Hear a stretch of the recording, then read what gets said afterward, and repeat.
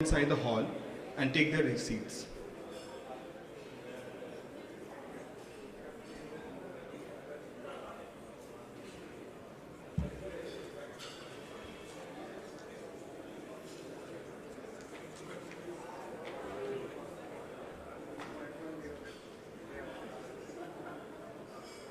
We request everyone to take their respective seats, please.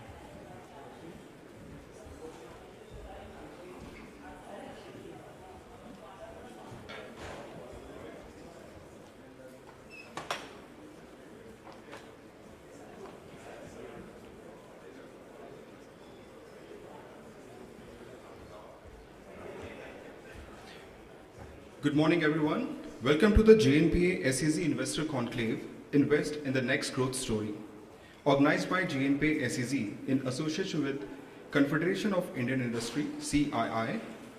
We thank and welcome Shri Sanjay Sethi, IAS, Chairman Jnpa, Shri Unmesh Sharad Wagh, IRS, Deputy Chairman Jnpa, Shri Nitin Borwankar, Chief Executive Officer Jnpa, and Mr. Shoaib Rais, Chair CII Western Region Forum on Logistic and Supply Chain and Chief Operating Officer Tata Chemicals, and Mr. Robin Banerjee, Vice Chairman CII Maharashtra State Council and Managing Director Caprihens India Limited.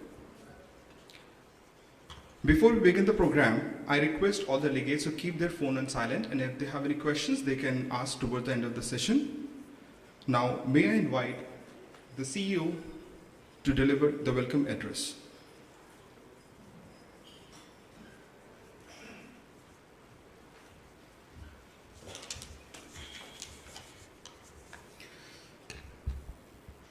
Good morning. Namaste to all.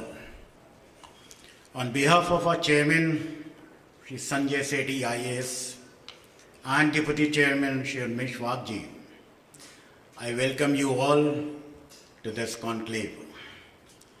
I also welcome all the eminent speakers who have come here to share their knowledge and vast experience they carry with them, and which will definitely benefit all of us. This conclave is dedicated to have a dialogue with industry experts and promote investment in the next growth story of Jnpa SEZ. Before we go further, we just want to showcase a success story, a small success story of Jnpa. So over to a small presentation is there, which is very crisp, and I will not waste much time. So Jnpa, basically, everybody knows that Jnpa is situated on the western coast. Now, basically, we were born in 1989, and to be very frank, yesterday we celebrated our 33 years of completion. By this slide, we just want to show that we are basically a landlord port. Jnpa container terminal, which was May 1989, we were born, but everybody may be knowing that we are going for a public-private partnership. So this will be also run by some private terminal. Other Nhava Sheva container terminal, which came in 1999, Gateway came in 2006. Now here I just wanted to share that Gateway, when it came, it was a bulk terminal, and it was, from the bulk terminal, which had not completed even 20 years, we took a decision to convert it into a container terminal, and the success story we can see today how it is operating. After that, in 2016, Nava Shiva came in, International Gateway Terminal, which is run by DP World, which came in July 2016. And subsequently, the newest and the youngest is PSA, which has come in Feb 2018. Here, we are apart from containers, we also handle liquid. This liquid terminal is managed by BPCL. Shallow water berth and coastal berth are also there, and many people may know that Jnpa is going on a PPP, which includes coastal berth and shallow water berth, and in the media news is already there that five participants have already bidded for this project. Apart from that, we have CFS. Next, the success story of Jnpa, we just wanted to show that how Jnpa has performed from 1989 to 2021-22. These figures everybody will know, but here I want to just say that last 2 years, when the COVID times, you can see the figures, but I assure you that during this time, we were the only port which was not congested. And the credit goes to all my terminal operators and the leadership, which day in and day out was seeing that this port in India is not congested, and this is everybody knows. The most important thing, which ease of doing business, which again our leadership has already bifurcated in 3 pillars, what he says 3 verticals, which is improvement in infrastructure, simplification of process, and digitization. I will not go one by one, but I will just say that everybody knew that what congestion Jnpa was seeing around 5 to 10 years back. And today, anybody traveling from Bombay or Pune sees how he is entering into Jnpa. The good infrastructure on road, rail, has really created a best infrastructure as far as Indian ports are concerned. The CPP model, which was again a brainchild of Jnpa, has really helped reducing the export dwell time.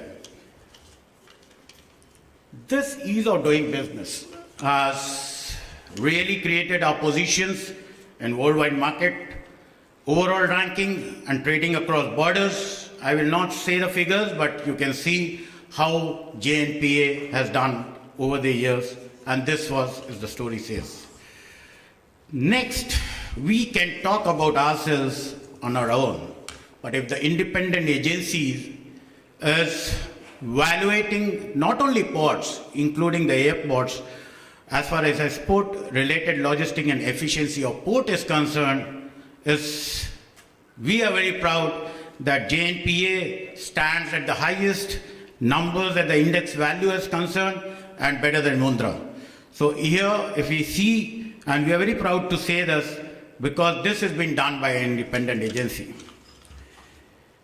Next, which is today's topic, we are talking of Jnpa SEZ. Now, if we see one by one that Navi Mumbai, this is the place which is connected very well. This is the main USP for our ICZ, that this is well connected. It is connected to Navi Mumbai Airport, which is around 15 kilometers. Mumbai Trans-Harbour Link, which is coming up, this is 12 kilometers from here.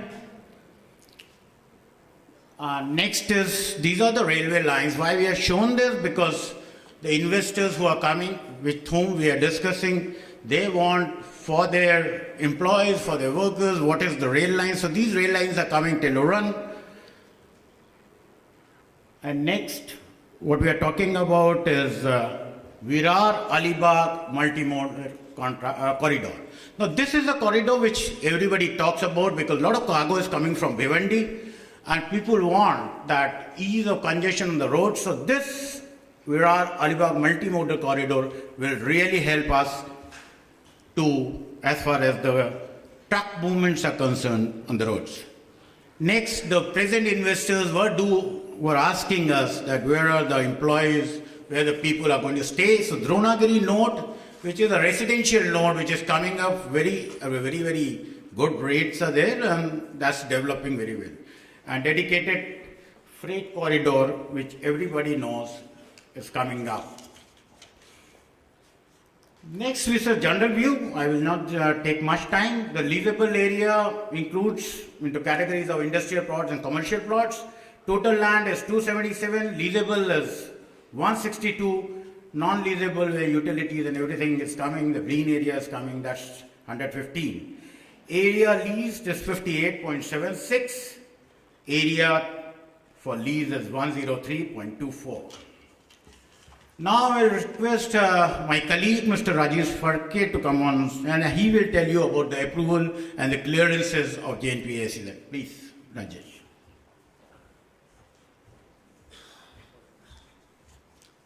Thank you, sir, and welcome to all once again. We'll just explain the approvals. The big advantage of Jnpa SEZ is all approvals are in place. We'll go one by one. First, the notification of in-principle approval was issued by Government of India, Ministry of Commerce and Industries early in July 2014. Then a detailed delineation of the area, they call it demarcation order. It was issued in August 2014, and immediately on 16th August 2014, the foundation stone was laid by the Honorable Prime Minister of India. Then we have received the Government of India's approval in December 2014 regarding the environment clearance for this entire project area.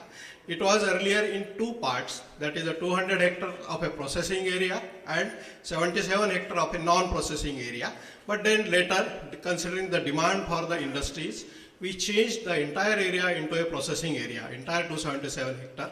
Then subsequently we approached Environment Department, Government of Maharashtra, and obtain the revised environment clearance also. Meanwhile, which is another mandatory requirement, is to obtain a consent to establish for the entire project. So that is also obtained in 2019. So environment clearance and notifications are in place. Then later on, we applied for appointing JNPT as an electricity distribution licensing agency, which JNPT received in November 2018. So electricity is distributed by JNPT and the license is obtained from the MERC.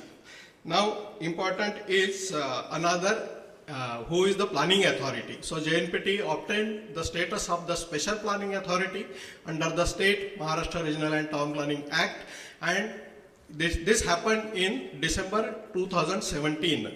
Then later on we prepared our own development control and promotion regulations, which will be really promoting the industries, so they are industry friendly. These were submitted to Government of Maharashtra, and Government of Maharashtra has approved those development control regulations, the master plan for SEZ and its reports in 21st September 2021. So all building permissions related regulatory control is with JNPT for this entire area related to planning control. Then one more milestone is JNPT received the operational status. Since the 6 units from the JNPT SEZ are declared as operational with the kind help and cooperation from the Development Commissioner, JNPT is declared as operational SEZ in June 2020. So this is about the approval side. All the approvals are in place. Now just I will show you the master plan of this. This is a rendered image, not actually a master plan. So it indicates this has a 3 permissible gates. We have a main entry gate.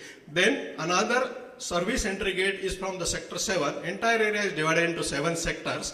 As Mr. Borwankar has mentioned, nearly 145 acre out of 400 acre is already booked or sold, and still we have 255 acre which is a leasable land. So there are opportunities for many sectors, and this is a multi-product, multi-services sector.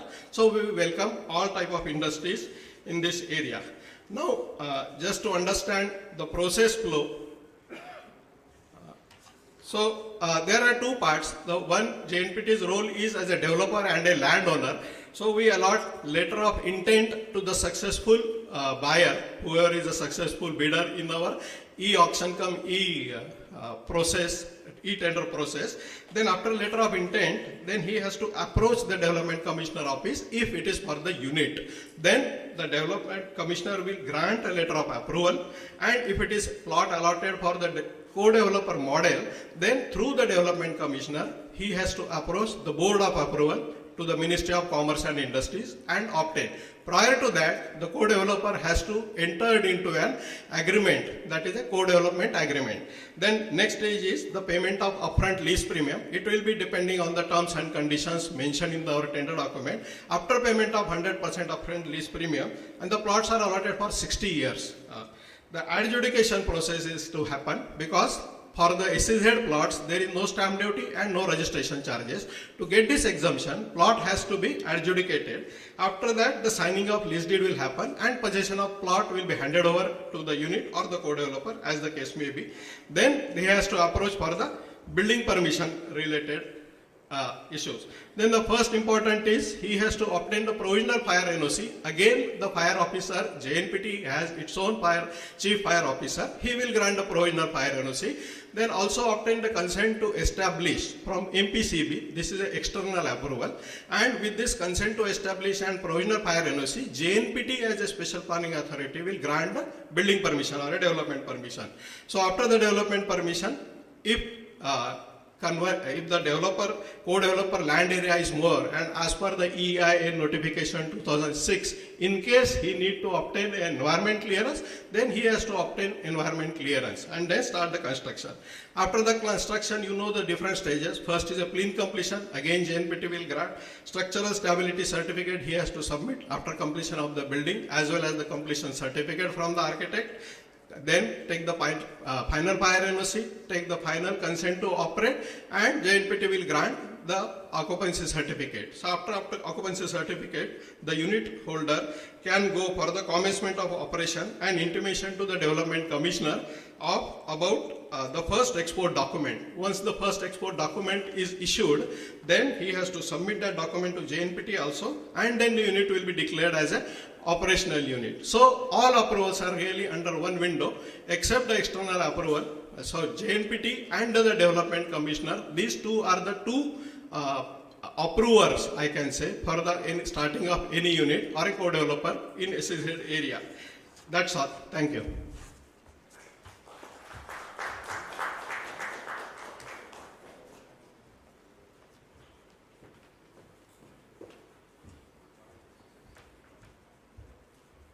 Thank you, Mr. Borwankar and Mr. Farke for delivering this presentation. Now may I invite Mr. Robin Banerjee, Vice Chairman CII Maharashtra State Council and Managing Director Caprihans India Limited to address this August gathering.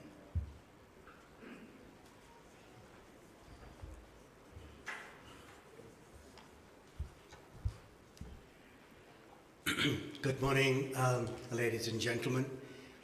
A warm welcome on behalf of CII and the Jnpa team to this wonderful summit and an investor conclave. Good morning, Mr. Sethi sir, for being here. Your presence itself is half the battle won. Good morning, Mr. Wag, for being here and being part of the team to explain to the investor community as to what is it in for us. Thank you, Mr. Bhuvankarji, for the wonderful presentation. In fact, I had a lot of questions. All the questions you've answered. So I wonder, investors must be very happy as to what is expected. Thank you, Fatkeji, for the wonderful way you explained. What we understood, it's a single window clearance. I come to one place and get all the permissions and start my business. And of course, Shoaib, thank you for being here. As an industrialist, as an enterprise holder, as a businessman, I sometimes wonder that if I have to grow, what is it that we should do? And I would like to paint two quick pictures. One, and I don't want to give a gyan on economics, because I think you hear all of it all the time, but I personally believe that India is placed on a tipping point of becoming the world's #1 power. And believe me, ladies and gentlemen, the pandemics, to my mind, has given that opportunity. Had pandemics not happened, whether India would have become the world's global power, I had my doubt. God, to my mind, was kind. You will say, why? Pandemics has affected everyone. All of us suffered. It is. We all suffered. But what has happened is, India is the global hub. Rightly, it should have been the manufacturing global hub. Unfortunately, over a period of time, we became a software hub and not a manufacturing hub. And the manufacturing hub went to China. And these 2 years of pandemics have shown the world that China, or to depend on one country, which is perhaps the most uncertain geographical location in the world, is an inappropriate strategy for any businessman to have. So more you read, more you hear all around, you will see that industrialists are really thinking of moving one either away from China or to de-risk themselves from China to somewhere else. And if you are a global manufacturer or company, let's say you are the Unilever chairman, and you want to manufacture your shampoo somewhere else, would you think that I will go to Thailand to manufacture shampoo, or to Vietnam? Where is my market? I don't have a market there. But if you think I have to manufacture shampoo and I go to India, I have a local market, I have the power to sell locally and all to source and supply all over the world.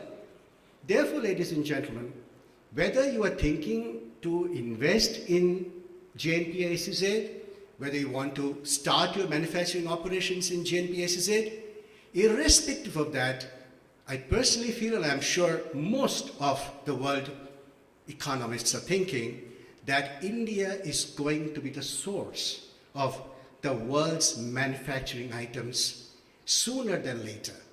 Many a times we hear the bad stories, India's not the right place, there's too much bureaucracy, single window clearance doesn't work. There is no country in the world, ladies and gentlemen, which is the perfect place to live, work, and perhaps flourish.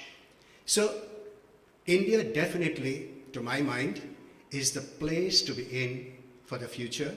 And well, here it is, the Jnpa. I'm not giving you, well, just because there is a Jnpa conclave or investor seminar that one should talk about Jnpa, but when I look at it objectively, I really feel that here is a place which is an SEZ.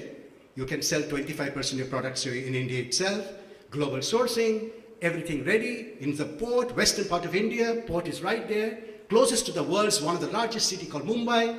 Your people can have a lovely place to stay, and of course it has New Mumbai and all the connectivities. So that's number one.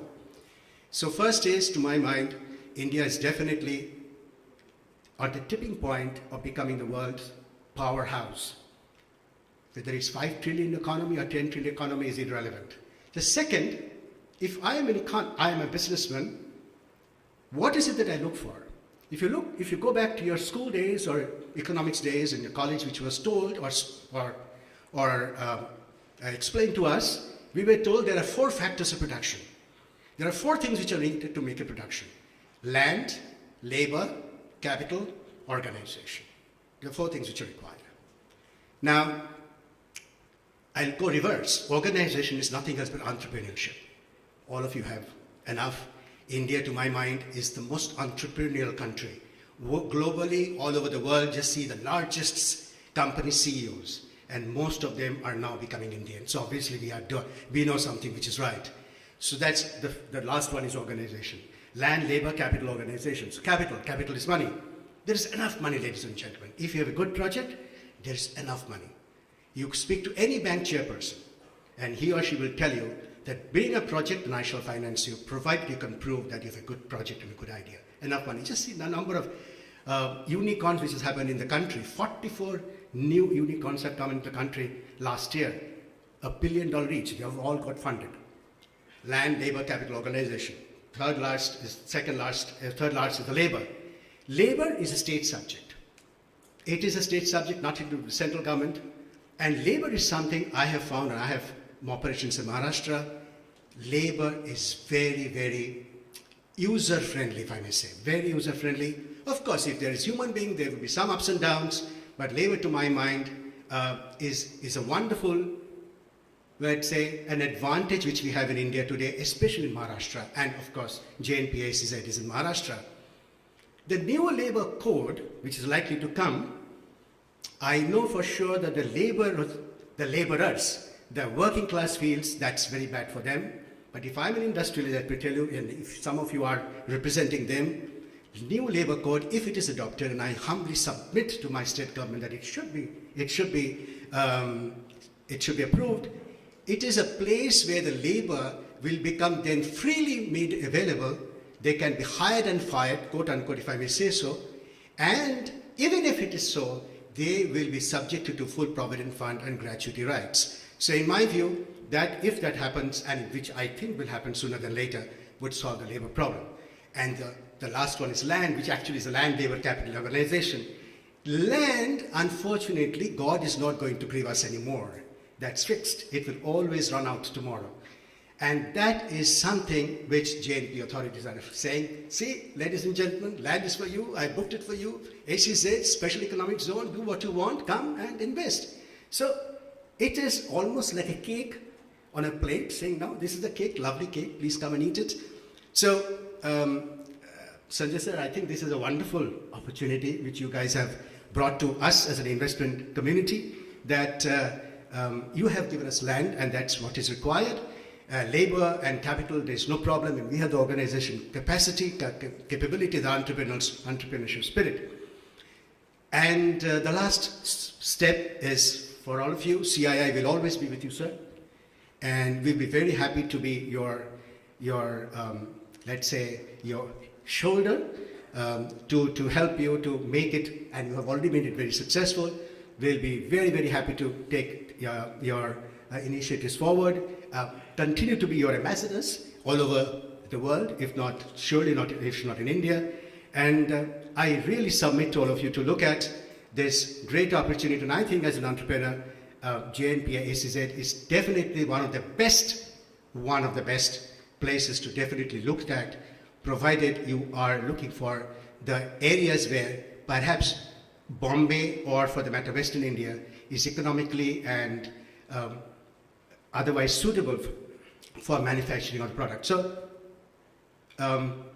in my view, India is the place where investments should take place, and here is the land which is available, and nothing could be better than being on the western coast, right on the sea, a place which is all ready. Come and take advantage. Thank you, ladies and gentlemen. God bless you all.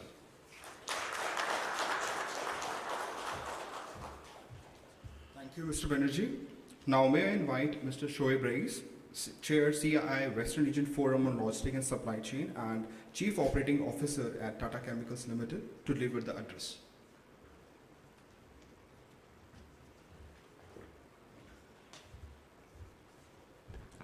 Thank you, Pankaj.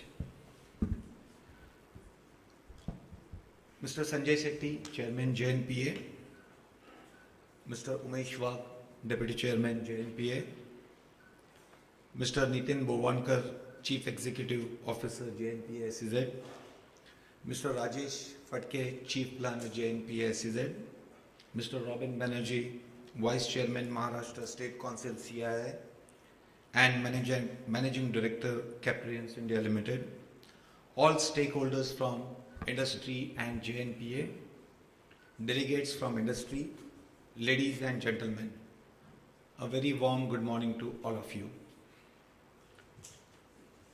After about 2 years of virtual meetings and virtual conclaves and virtual conferences, it's a pleasure to see all of you here for the Jnpa Investor Conclave 2022. Friends, as we all know, facilitation of international trade and the global economic environment, a well-known connection between logistics and national economic growth, has achieved a significant stature due to globalization and digitalization. In Indian context, as envisioned by the government of Atmanirbhar Bharat, where the Indian industry is expected to be so well developed and so well grow, so that it becomes self-sufficient in itself, and it also manufactures for the world in India. And this will definitely power the industry to a different heights as we move forward. Against the evolving global dynamics and heightened geopolitical risks, it is imperative for us to adopt a synergetic approach to overcome the lacunas and nurture a growth story for the Indian industry. Being an important stakeholder in chartering the national growth story, the Indian industry has an onus to harness various opportunities for gaining the topmost position in China Alternative or China Plus One strategy that is fast emerging across the globe. To attain this objective, it is imperative for the industry to partner with the government and to be part of the development-oriented initiatives, setting up proximate industrial capacities near the coast as a part of the Sagarmala project in one such initiative that is expected to give impetus to the Indian industry. With about 7,500 kilometers of coastline, this is very, very critical that the SEZ which is coming up here and Sagarmala project which is being done by the government will help industry. As an industry investing in a port-based facility that offers seamless connectivity and a robust infrastructure along with a host of other facilities will assist us in upgrading our prowess and will ultimately result in lowering our costs of production and offering cost competitive products in the global markets, apart from being cost competitive in the domestic markets also. As ye are aware, Jawaharlal Nehru Port Trust Authority JNPA at Navi Mumbai is one of the premier container handling ports in India. In less than 3 decades, its operations, JNPA has transformed from a bulk cargo terminal to become the premier container port in the country. Currently, JNPA operates 5 container terminals. The JNPCT, that is Jawaharlal Nehru Port Container Terminal, the Now Sheva International Container Terminal NSICT, the Gateway Terminal India GTIPL, and Nava Sheva International Gateway Terminal NSIGT, and the newly commissioned Bharat Mumbai Container Terminal Private Limited BMCTPL. The port also has a shallow terminal, shallow water berth for general cargo, and another liquid cargo terminal which is managed by BPCL IOCL consortium as a newly constructed container berth. Thus, JNPA has firmly anchored itself as a major catalyst for trade and commerce in the country and is strongly committed to providing seamless services to the world. As already talked about Mr. Borwankar in his presentation, he talked about the growth it has achieved over the last 30 years and the services it has been giving and the service levels it is going up over the last 30 years. This JNPA ranks 26th amongst the top 100 global ports, and it's a big achievement. Apart from that, it handles about 50% of the container cargo across the country. So it's a very, very big achievement for JNPA. It also is connected over 200 ports globally. With the intent of establishing a new benchmark in port-led industrialization under Sagarmala initiative, JNPA has set up a special economic zone, JNPA SEZ, spread over 277 hectares of JNPA land, part of which is already booked and already leased out, which has been talked about by Mr. Bhovankar earlier. This industrial hub in India is first post-based multi-product operational SEZ that has been meticulously designed and with the state-of-art infrastructure to boost export-oriented industries in India. India, as of now, has already crossed $400 billion of export, and it's a record in itself. And with the government targeting about 1 trillion exports by 2030, and CII also estimating exports of about $350 billion in some specific industry where chemicals, electronics, electrical goods, automobiles, mechanicals. These are some of the key things which CI has also identified. There is an enormous opportunity and potential available there. So JNPA promises ready availability of infrastructure, effective passage to global markets, and strong multimodal connectivity. Access to the upcoming multimodal infrastructure projects, including Navi Mumbai Trans Harbour project, including Navi Mumbai International Airport, DFC rail corridor, and Mumbai Trans Harbour I talked about, increase the attractiveness. All of them increases the attractiveness of JNPA SEZ. The CII, Confederation of Indian Industry, works to create a sustained environment for conducive to the development of India, partnering with industry, government and civil society through advisory and consultative processes. CII has been at the forefront of reforms and is working diligently to offer solutions to the critical challenges that are hampering the growth of the Indian industry.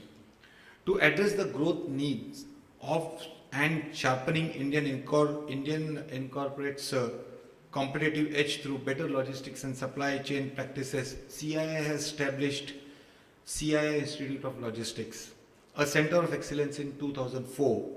This institute has assisted industry to gain more heights into emerging trades, more insights into emerging trades, more problem-solving approach for industry-specific problems of national importance, and global best practices in the logistics and supply chain management. CII Western Region Forum on Logistics and Supply Chain has been created with the intent of making India a hub for global logistics industry. The forum is instrumental in fostering affirmative action related to policy, technology, skill development, investments, and best practice sharing across the industries and with the international players also. In line with its leadership position, CII Western Region has proudly associated with Jnpa SEZ for organizing today's Jnpa SEZ Investor Conclave 2022. With Invest in the Next Gen Growth Story at the center theme, Jnpa SEZ Investor Conclave is an endeavor to showcase this SEZ to all of you.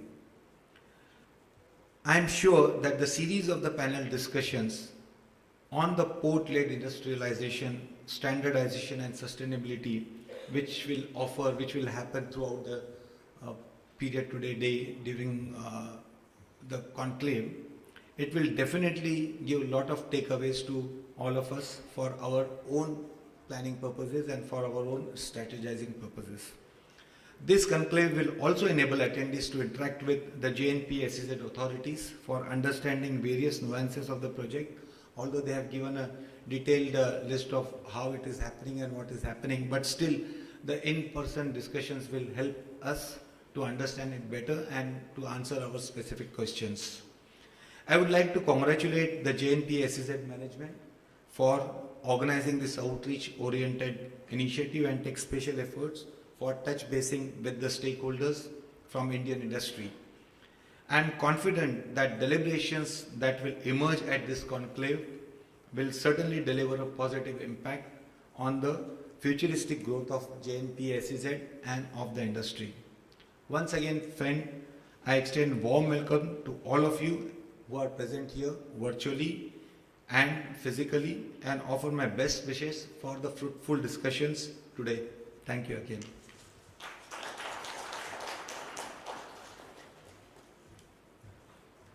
Thank you, Mr. Rees, for addressing the August gathering. Now, may I request Sri Sanjay Sethi, Chairman JNPA, to felicitate the speakers.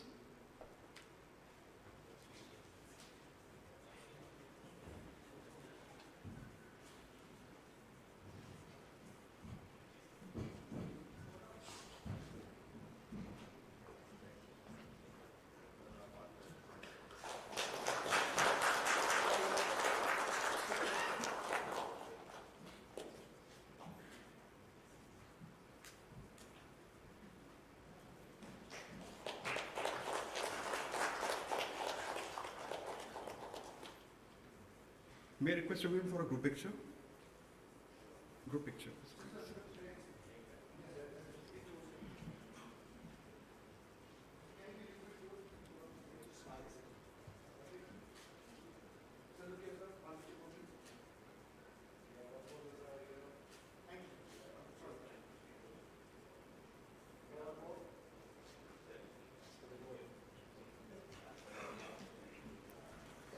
Thank you.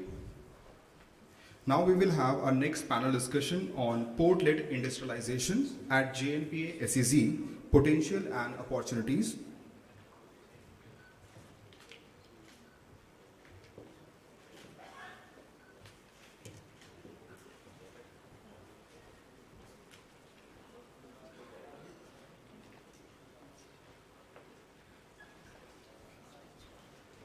Handling port in India, connected to over 200 ports globally, ranked amongst the best container ports globally. We are proud to be the Jawaharlal Nehru Port Authority.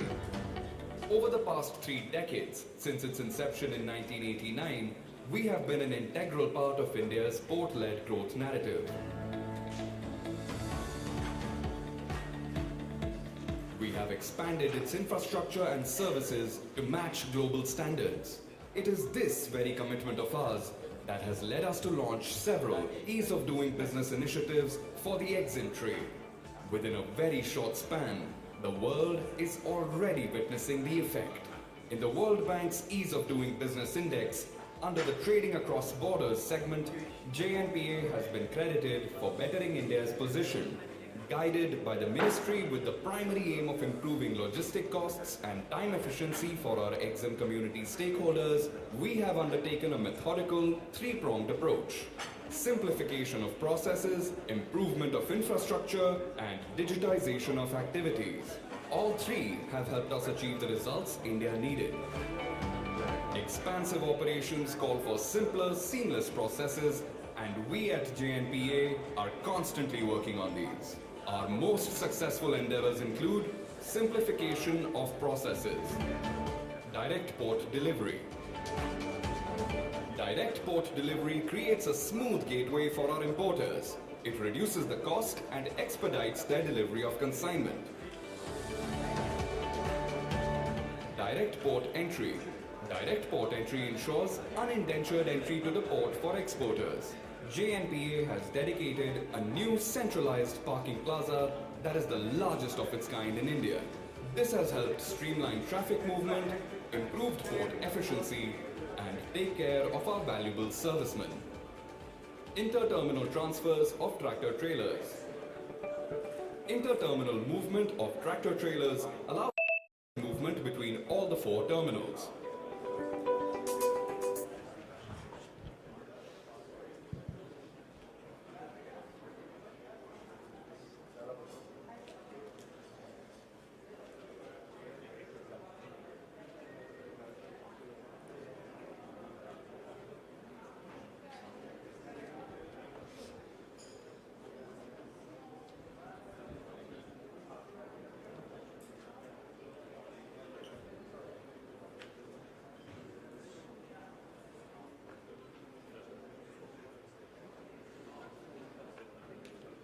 Infrastructure.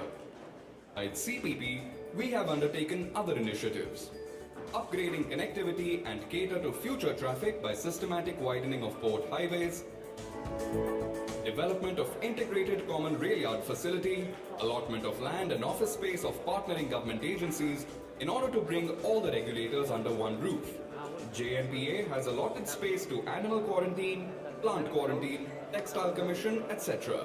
Not to mention the commissioning of several ERTGCs across our terminals, with benefits such as faster loading operations, reduced diesel consumption and pollution, efficiency of container management, to name just a few. As we build our global presence and community, the need to innovate and digitize activities is our top priority. Digitization. From automated systems that reduce gate transaction time, to ensuring transit transparency via online tracking systems. From a secure single data platform for all stakeholders to a state-of-the-art terminal operating system, JNPA operates by world-class standards. And as we scale greater heights, we make sure our valuable stakeholders join us for the journey. Through our constant innovation, infrastructural upscale, and dedication to provide advanced, seamless services, we are the port of choice for our stakeholders. We are proud to be the Jawaharlal Nehru Port Authority.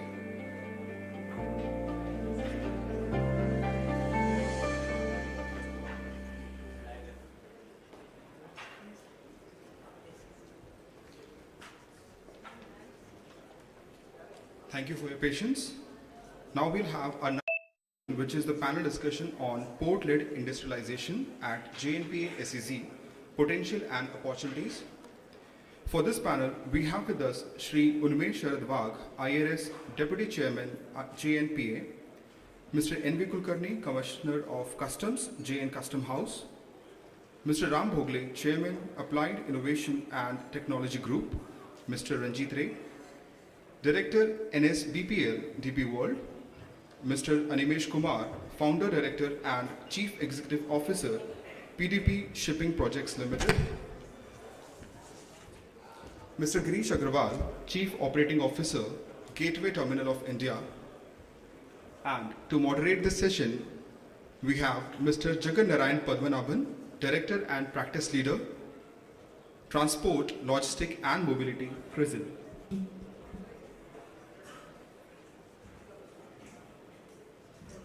Over to you, sir. Thanks.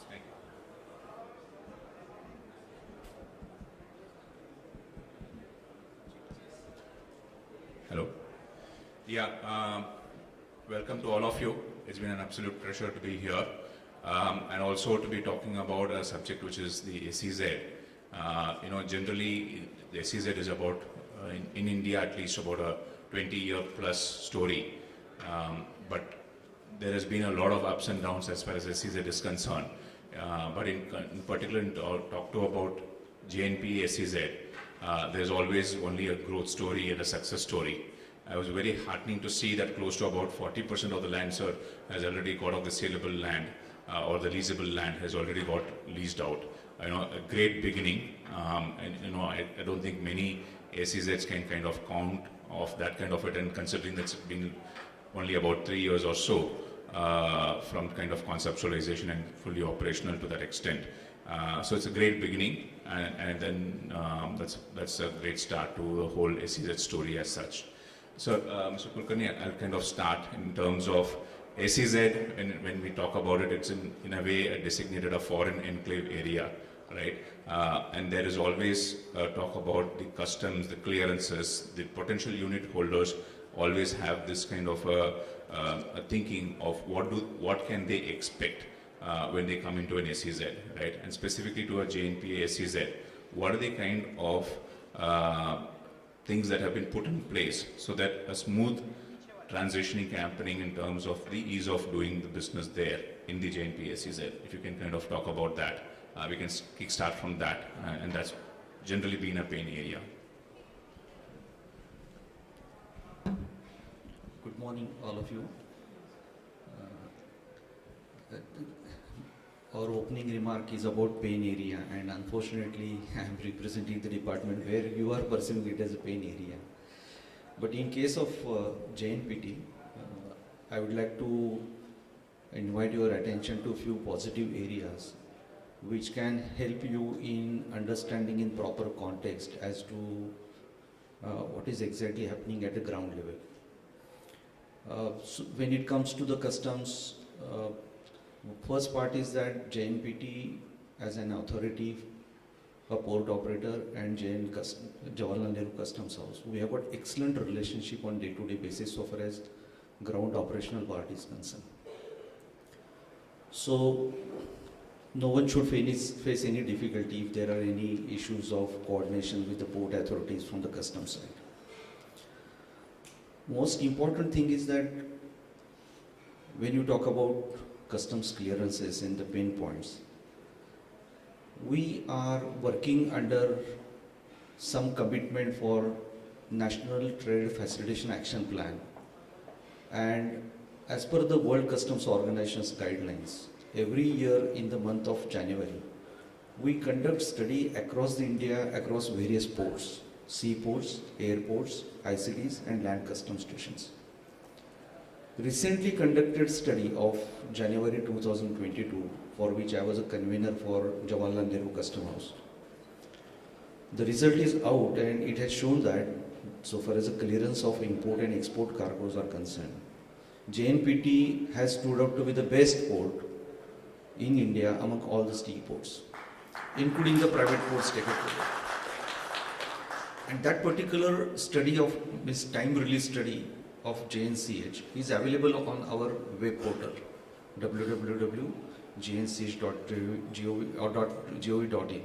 So anybody who wants to see as to how the Jawaharlal Nehru Custom House is working for handling import cargo, export cargo, and various issues related to assessment, examination, warehousing, buffer storage, even disbursement of the export incentives. I kindly invite your attention to our study, which has come out with beautiful recommendations. Is the only port to give such a recommendations which are futuristic in nature as to how to lay down the road plan going forward and make the life of the importer, exporters and all other stakeholders much easier. So I promise you that from that particular perspective, JNCH is traveling on the right path in order to make the life of importers and exporters easier. When, I'm not criticizing anybody, but just to bring to your notice, when the question of clearance of import and export cargo comes, custom is seen in isolation and generally the blame goes to the customs for delay in import and export. To some extent picture may be correct, but it is not entirely correct. There are 45 partner government agencies which are associated with import of the goods and exports of the goods.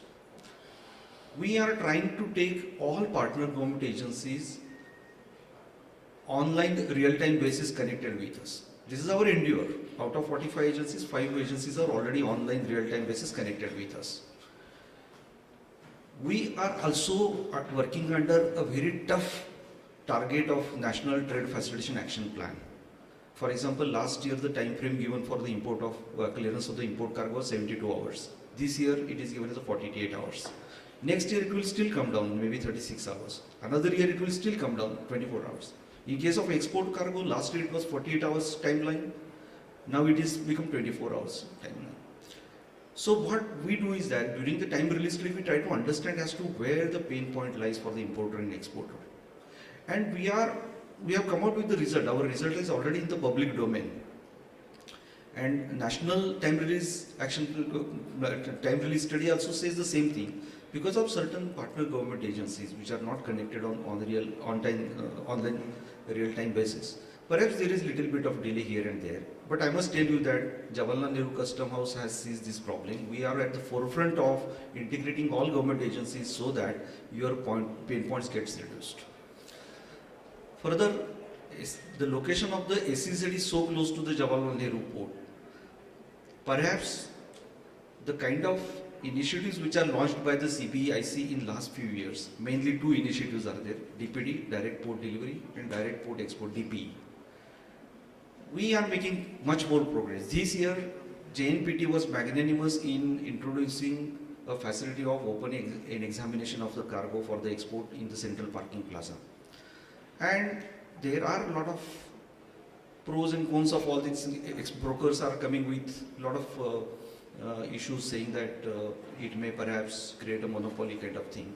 But I must tell you that it was a demand of the trade to reduce the export dwell time, and that's why this open and examination facility is opened in the central parking plaza, which will go a long way in facilitating self-sealed containers which are coming from the factories and warehouses from all over India. And to that extent, our endeavor and JNPT's endeavor, we are absolutely in synergy with each other, is to see that the open examination facility export documentation is done in very shortest possible time in the central parking plaza, and your transaction costs on account of the export of goods gets reduced over the period of time. Third, I will not add much because there are so many things to talk about and there are many other issues coming up. I will just give you the scale of work we do in JNCH. Last year we processed 25 lakh refund claims on export incentives. Drawback refund claims, IGST refund claims, rod tape and rod steel. We disbursed 33,000 crore rupees in terms of export incentives. Retrospectively, when I see, there can be only 250 complaints related to pendency of the claims, where the claims are not getting processed, some problems are there, the problems are of a technical nature. I will promise you, I am export commissioner there, I am monitoring the situation day-to-day basis. There is no human intervention in disbursing of any of the claims. There is no case where officer is restricting any flow of amount which is due as an incentive to the exporter at any point of time. Everything is automated. We are every day working on removing the glitches, technical glitches, developing new softwares to see that the exporter gets remittances, incentives as early as possible. So to that extent, I must say that the pain points which we are generally referring in import and export trade, so far as they are concerned to the customs formation, we are aware of that. We are working on that, and our partnership with JNPT is absolutely positive. Synergies are very high, and down the line, the life of import and export is bound to become easier, the benefit of which will obviously go to the participants in the JNPT SEZ also. Thank you. Thank you, sir. Thank you. I think very excellently put. We wanted this whole moderation or the whole thing to be realistic. So that's how we started off. So now I want to invite the Deputy Chairman, Jnpa. Jnpa is one of the largest container port, and has also developed multiple other terminals to handle cargo of other types. So we want to talk about what are the developments which has happened and how the port will act as a feeder in terms of development for the Jnpa SEZ, and what are the units and what they can expect from the port. Thank you, Jagan. Commissioner Customs said that he is the first one in the line. But as we all follow cricket, when the one down, the person who comes one down, he is at very critical position, because if openers did well, then he has to carry the momentum, and if opener failed, then still he has to carry the momentum. So my position is equally important. But coming back to your question, Jnpa in recent years have done a lot, because as per the capacity increase is concerned, we have added one new terminal in last 5 years, which added around 2.4 million TEUs. And as the construction of second phase is on, so in April 2025, another 2.4 million TEUs will be added. So when this second terminal will be ready, the capacity of Jnpa will become around 10.4 million TEUs. With another two liquid terminals will be ready next year. So that capacity will also double, because at present we are having waiting at liquid terminals. So with these new 2 terminals, that waiting will be over, and for containers there is no waiting. There are fixed windows, and accordingly our traffic comes. So in next 1 year, there will be no waiting for the ships, whether it is the liquid also, and our capacity will be almost doubled. So as far as the capacity constant which JNPT used to have, at present we see there is no constant for that. Now, as explained during our initial presentation by the CEO of Jnpa SEZ, the Jnpa has taken many steps in ease of doing business, which not only created capacity, but also simplified the processes and digitalized some processes. This reduced the dwell time, or the ease of doing business has been increased. That's why we improved 80 points in World Bank's ease of doing business in trading across border category. As we all aware that for the trading across border, for India's ranking, only Jnpa has considered. So that 80-point jump is only because of a lot of new initiatives taken at Jnpa.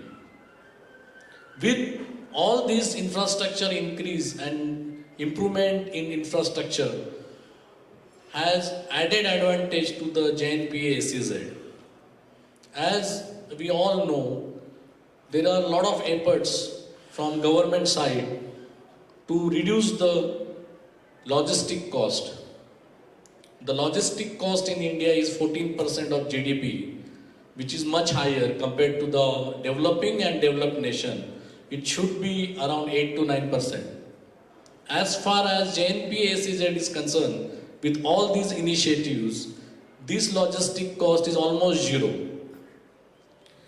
You can see your exim terminal from your Jnpa SEZ. So, the custom has facilitated and made the processes very simplified. With DPD and DPE from SEZ, you can directly send your goods to the terminal and get the goods from the terminal to the SEZ. So, the transport cost, the cost related to the other things which one has to pay for the exim trade is almost negligible when compared to the SEZ. As you all aware that port performing index, which was done by an independent agency, there were 11 parameters on which all the exim ports, including airports, were studied and evaluated. And Jnpa stood first in that. It is a perception of trade towards the exim port, whether they have to face any hurdles like delays. Even it included the perception whether you have to pay some bribes to clear your cargo. All these parameters, when they compared Jnpa with other ports, we stood first in that. That itself gives us some comfort that when you do trade with Jnpa, you are rest assured that we are there to take care of all your problems. So all these indicators which are by the independent agency and all those reforms we have carried out during last few years, they made Jnpa and Jnpa SEZ as a most preferred destination to do the business. Thank you. Thank you, sir. I'll now turn to Mr. Ram Bogle. Sir, as a business owner having multiple interests, especially in the manufacturing sector, and you also represent, in a way, a larger community of people who are the business owners. Mr. Banerjee talked about the land, labor, capital, and organization. Those are the four key ones as it was there before. The other additional one now is on logistics as well, which is a key important part of it. So from various key cost heads, right, which is there for a company, entity, how do you see the Jnpa SEZ stacking up, and where do you see those advantages coming up? Thank you. Thank you, Mr. Padmanabhan. Being on board of Jnp when the decisions for setting up SEZ and two inland ports at Wardha and Jalna were being made, I was privy to many discussions. And I could participate in many discussions as industry representative. The obvious advantages of setting up units in SEZ started tapering off with a lot of tax reforms, a lot of synchronization of import duties, excise duties, and many other government policies which actually brought in ease of doing business. So what remains is the obvious advantage now is that of logistics, time and cost. Jnpa, as explained by Deputy Chairman, SEZ offers the best advantage of being next to the largest container handling port of India. Therefore, naturally, the logistic costs would come down. The 2 points that I would like to make here are people, not everyone would be able to set up units in SEZ. There is a limit on the land that is on offer. But the industry per se in India needs competitive advantages, and looking at those competitive advantages, JNP decided to have two inland ports, one at Jalna and one at Wardha. They could act as an extension of SEZ at JNP, provided there are possibilities of setting up units within the premises of these dry ports at Wardha and Jalna. And being privy to the discussions, I know that there is enough land available there. So in future, we would look at these two locations also, which would offer benefits to hinterlands. And why I mentioned that? Because bulk cargo, if it requires to be moved from hinterlands to SEZ near this port, the advantage of logistics cost will be lost. Cotton processing, oilseed processing, Vidarbha and Marathwada regions are major producers of cotton and oilseeds. And there is a huge export of de-oiled cake and cotton, baled cotton. So the hinterland dry ports would offer that logistic cost benefit and give additional business to not only SEZ but JNP, and bring down the overall costs which the industry is spending today on transportation of these goods from hinterlands to JNP for exports. And I know that some of this cargo is being trucked to either Bangladesh or some neighboring countries, because in the past there was some congestion at JNP. Now JNP is the best multimodal park, I can say. It's not only a port, waterways, roadways, I mean best highways near JNP, railway connectivity, and now of course airport connectivity would soon come. So this becomes the best place. And logistic cost being the only driving force, one of the major driving force to set up a unit in SEZ, I think JNP offers the best option. Thank you. Thank you, sir. Thanks for bringing that out. Mr. Ranjit, see, as they say, the proof of pudding is in eating, right? And DP World has developed the FTWZ, and it is kind of almost operational now. And in a way, you can also say that JNP SEZ is a kind of a competitor to that extent. But from what has been the response from the users, right? Because at the end of the day, we're talking about a location, and how have they taken this on, and what has been your experience with respect to that?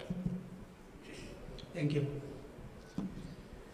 So, before coming to the point of JNP, SEZ, our investment, just give one outlook from deep world experience. What we look at from assets, port-based assets globally, and how that replicating Jnpa. As you know, we operate almost 90 container terminals worldwide, almost 10 free zones of different size and scale across the globe. Out of almost all of them are operating very well. So I will compare one of them, which is in India context, our nearby country in Dubai, Jebel Ali Free Zone and Dubai Port, both owned and operated by Deep World. Because that context is most relevant to what we are replicating in Jnpa SEZ. Dubai, I should say that there are four major, as per our experience, four major points which makes one port-based SEZ more successful. One is the geographical position of that facility. Dubai per se is a global trading hub. That is not done by Deep World, that is there. So that is the first advantage. Second, the connectivity. Dubai port handled 13.7 million ton TEU per annum. We ended at 13.7 million TEU last year. And our capacity is 20 million ton, 20 million TEU. So connectivity from Dubai to any part of the country of the world, almost all countries of the world, seamless. And air cargo connectivity, as we know. So connectivity. The third, the positioning of these two assets, key assets, a port and a SEZ. In Dubai it is called free zone, in different countries it is called different. free zone, economic zone, free trade zone. In India, it's called free trade warehousing zone or SEZ. So the positioning of these shortage assets are key. If you come out of Dubai port gate, you will enter to our zone. Just a gate. So the seamless connectivity between a SEZ and a port has the key importance. That is the third aspect. In free zone of Dubai, Jebel Ali free zone, we have 8,300 clients today. 8,300 clients, almost all Fortune 500 clients. And out of these 800-300 clients, 730 are serving to their Indian clients or Indian customers shopping out of Jabza free zone. They were looking for a free zone of that scale and size of quality in India so that instead of shopping their Indian client from Dubai, they can come here and put the shop and serve here, where the lead time is only hours, while from Dubai it is 1 week or 2 weeks. That is what it is. If we'll take same and replicate in India context as an investor, global investor, if there is no love and loss for any particular state or any port to that matter. In its objective, we surveyed every such possible locations. When we found 2 in India. One is West Coast, that is Jnpa, another is Chennai, which is of course one of the trading and interland business potentials. If we see these 2 and we compare these 4 parameters, we only option in India, not only any such investor is Jnpa SEZ only. Whenever you talk to our clients in Jabza, whether we have a possibility of putting a free zone here, before we tell them, they told us many years ago, 10 years ago, can we put a free zone in Jnpt? Because instead of serving here, we want to serve there and we serve our clients from there, because our clients are Indians.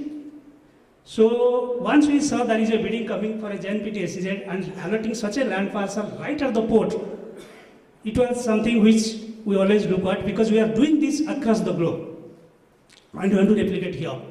Just for information, our Dubai free zone or Jabba free zone is 58 square kilometer. It is such a huge free zone. We can't expect such a facility or such a land here, whatever available.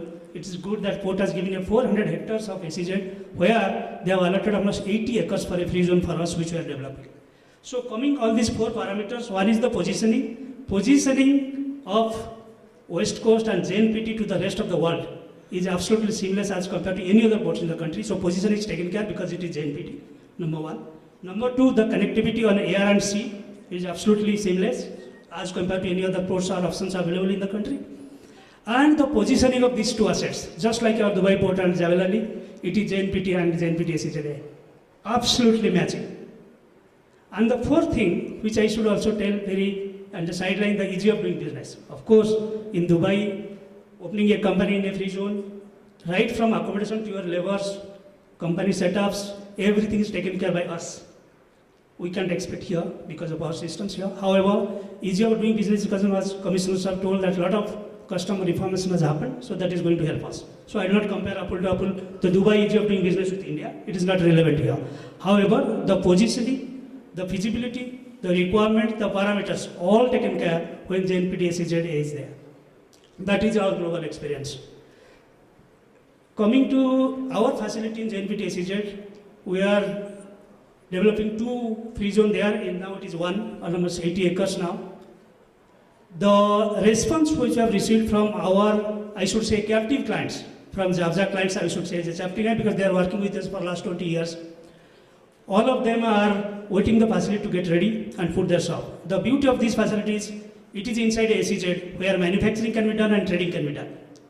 Unlike our Jabza free zone where manufacturing and trading both are allowed in Jabza free zone, where in India, SEZ is only allowed for manufacturing and free zone is for trading. So both are in the same locations. So this gives you absolutely seamless, very, very logistic effective connectivity between SEZ to trading to the port. So all 3 taken care in the same location, which is right at the port. So that is the best thing we can see, and we have eagerly waited to invest here, and we have invested.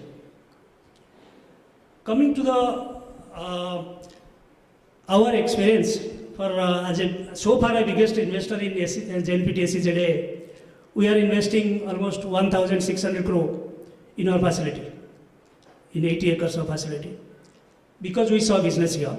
And we have a business lineup for that. And that is going to be benefited the entire SEZ as well as the port and the hinterland business. That is what our going to be the ecosystem which we are going to create. I will tell a little bit my experience about our personal experience interacting with JNPT SEZ authority so far as this project of last 2.5 years is concerned.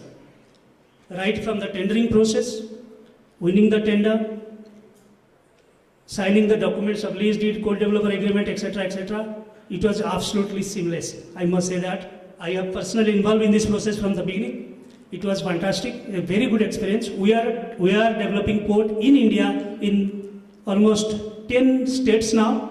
This is one of our project locations, but I must say that the approach, the process, the time taken of approvals are absolutely seamless. Not only that, the EIA, this is our experience, I can tell you, whatever Mr. Parke told, I can tell from my experience because we are an investor. The EIA सबसे complicated approvals is taken care. And the beauty part of it is all the development approvals, right from fire and safety to the buildings, everything is by JNPT. So that is absolutely seamless again. So this is our experience, I should say. If pandemic is not there, our facility should be up and running by now. 6 months before our facility should be running. It is only because of pandemic we have lost about 6 months. Otherwise, it is absolutely on track. But the experience so far on the authority point of view, because it is a single window platform like for any other states. Every state is a single window platform available. Similarly, JNPT SEZ is a single window platform. This is what our experience is so far. We have almost taken more than 10 to 11 approvals, absolutely in the timeline. I also must say that I personally used to talk to, right from Chairman Saab to Nitin Saab, Mr. Parke, CMPPD, for any matter to come or anything, it is just taken care. I must say that to all the potential investors, that is our personal experience so far. And the important another authority is our Development Commissioner, CIFS. Like Mr. Parke told, it is JNPT and DC under which we are going to work. So far as the unity approvals are concerned, so far as the guidelines are concerned, so far as the new directive is concerned, it is absolutely seamless there too. So I should say as a investor in JNPT SEZ, first and foremost, the business, the feasibility, the land and the location is perfect. So far as our business is concerned, I hope we can relate to all of your business. We are in the same business segment. And the approvals, which is key, that is also taken care. Approvals is not there in the time, business is fantastic, it doesn't work. This is our experience. But here, the location, the two authorities and the business ecosystem is fantastic. Thank you. Thank you, sir. Thank you. As they say, it's all about location, location, location, right? You can't get a better location than what we have at Jnpa SEZ. Moving on to Mr. Animesh. Sir, as a key player in the logistics services industry, right? What are the key requirements of your clients when they want to be looking at using a port or the SEZ? And how do you think that Jnpa SEZ is stacking up to that? Hi, good morning everyone present here. Indian ports and maritime must address the infrastructural and operational challenges of the logistics players, which is addressing the key requirements of the clients regarding the logistics requirements. The major requirement is to cut short the logistics cost and turnaround time. At this point of time, we have 3 very ambitious projects, flagship projects and programs of Government of India ongoing. One is the Sagarmala, the other one Delhi-Mumbai Industrial Corridor and Make in India. So when you question that this Jnpa SEZ is meeting the requirements of the clients, the key requirements of the clients, yes, rather I would add that this Jnpa SEZ is having massive potential where it will become the optimal mixed matrix of the ambitious projects and planning of Government of India. Now, as all of us we know, Sagarmala project that is focusing on, that is having the target on the modernization of the port. This is leading to the turnaround period through the enhanced infrastructure inside the port. I think at JNPT, based on my experience, we find that 4 days turnaround time has been cut short to 2 days, but still in China, the turnaround time is 1 day. So we have miles to go. Regarding the connectivity to the port, which is connectivity, that is the last mile connectivity, connectivity of the hinterland to the port and vice versa.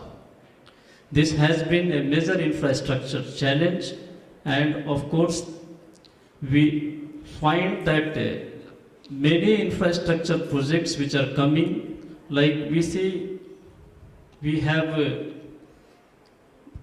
Mumbai Trans Harbour Link project, then again we have the airport in the nearby location.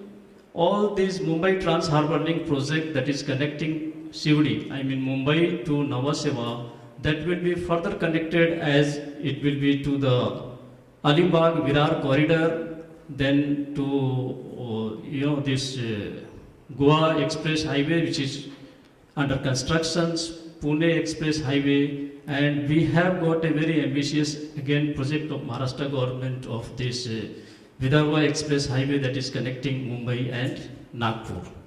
So strategically, the location of JNPT is being made in such a way that is going to serve the one of the most strategic location of the nation. Internet connectivity aspect has been well considered. Last mile connectivity, of course, we need add-on valuation, value addition there, because it's still local issues are there which are still challenge, and we are facing day in, day out. Of course, things are improving, but miles to go. Again, the most important aspect of the Sagarmala project is the industrialization along the port. So to find out the new locations, hubs, where new ports can be built up, at the same time to enhance the port capacity and to develop the industrialization, manufacturing hubs, exports along the entire coastal area of the nation. This is the most challenging aspect of Sagarmala project, and JNPT to what we find has been into this and doing in a most wonderful and excellent manner. Why I am talking this? Because one of the panelists just mentioned about the ICD Jalna and the another ICD near this, that is ICD Wardha. So every port has got there the beginning point, there is the saturation point, and then we move ahead. What is the way ahead? That vision, that is very important. So when we think of JNPT port, we think of a liquid bulk terminal converted into one of the premier container terminals of the country. By and by, it became the premier container terminal of the country, adding on terminals one by one. We have JNPT, NSICT, GTI, then we have NSIGT, now Bharat, this PSA port. All these clubbed together, what does this mean? This means projection. This means lots of efforts, projection, viability, and efforts being made in the right direction, the direction which is going to serve the nation in the best possible way. We have the Vadhavan port, that is one of the initiatives of JNPT, that is the wonderful, and I think it is going to be the game changer for this entire region. Why? Because this port is having the natural draft of 20 meters. So with this natural draft, we will add very good connectivity with the northern India and the western India. Cargo can be connected. As of now, when Port of Colombo is facing the hardships, this port with 20 meter of draft can definitely invite major shipping lines with latest ships having the major capability and capacity which will add on to the value addition, which will definitely cut short the cost and it will increase the effectivity of the entire trade. Again, we have this, when we do of the development, we think of the development, the community along the coastal side, that development is also one of the prime core factors. Of course, if I may just come in, I think that's the larger part of it. I think specific to the SEZ and how the units are viewing it, right? And from a logistics service provider, how are they looking up the end users on the SEZ development? That will kind of help. Very much appreciate the overall context that you're giving. Probably I'll just come back to you in a second. Mr. Girish, if I can just get into the conversation in terms of the terminal, because you're operating one of the most efficient, in a way, to put across the terminal at Jnpa. So what is the way that the units can benefit from the terminal and what are your plans on that? Thank you, Padmanabhan. So I was very keenly listening to Mr. Bogle and Animeshji. I think both of them kind of outlined two challenges, at least what they want us to sort of work on. One is cost of logistics, and the second is the turnaround time. Running the most efficient terminal, by far the most efficient terminal in the country, our focus is essentially solving these two problems for our customers. How are we doing it? So one, why are we being most efficient? Clearly, basis our management practices, which are relentless focus on safety and running safe operations, but also relentless focus on cutting out waste. But our next level is essentially around technology. So use of technology, digitalization, to ensure how do we, again, focus on reducing our turnaround time and cost of logistics for our customers. So essentially what are we doing? One is our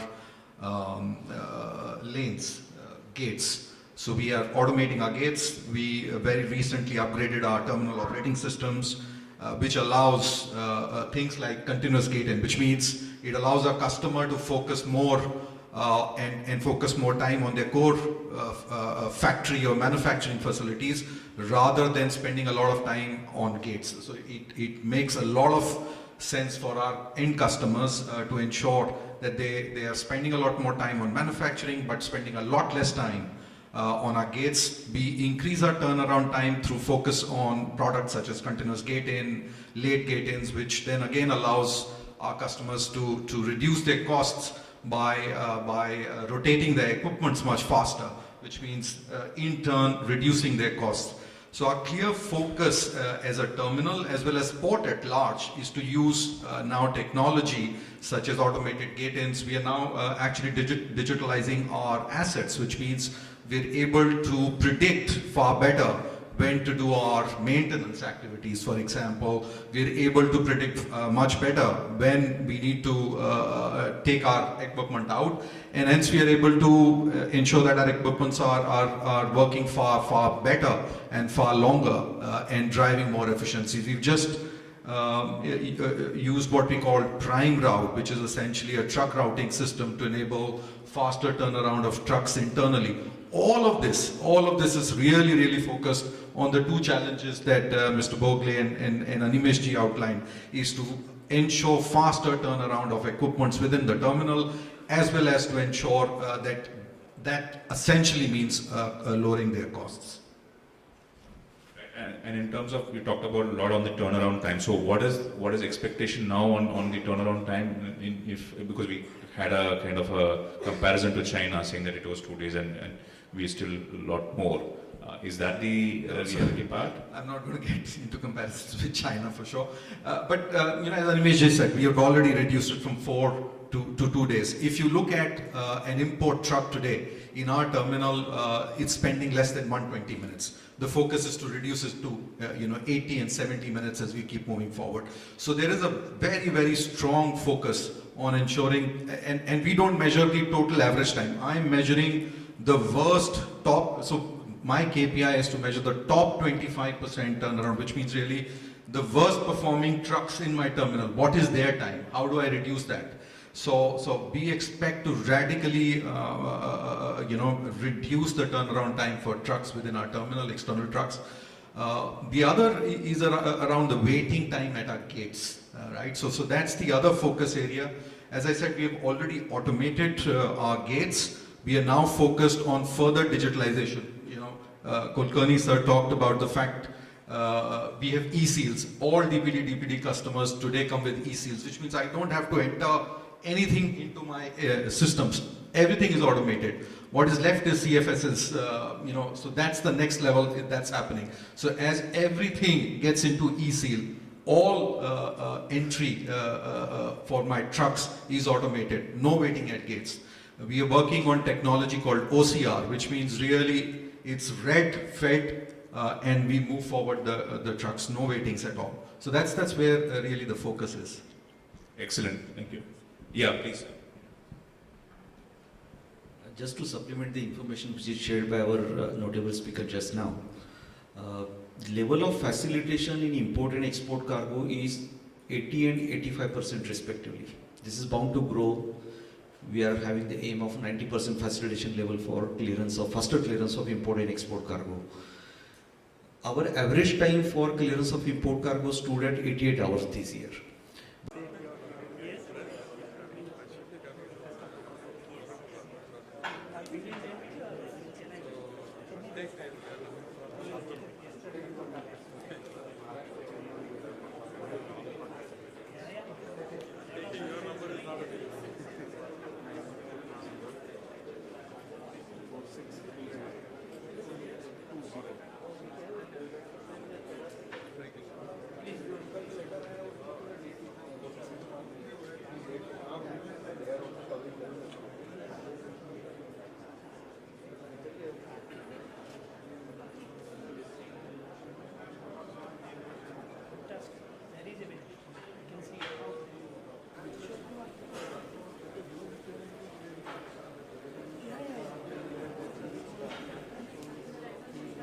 Correct.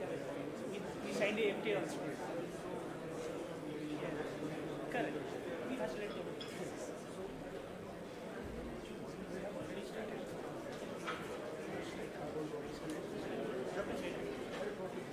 Then I will get the process.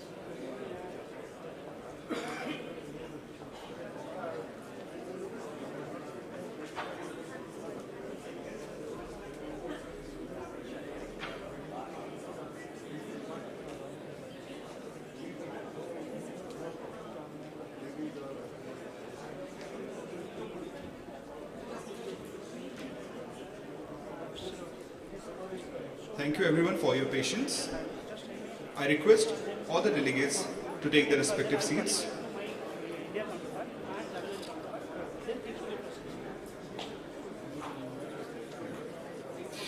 So now we will have our next session, a panel discussion on Jnpa SEZ, Ease of Doing Business.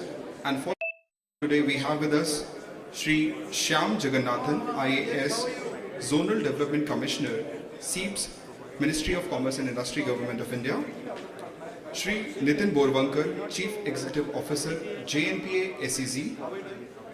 Mr. Anshul Agrawal, Director, Simosis International.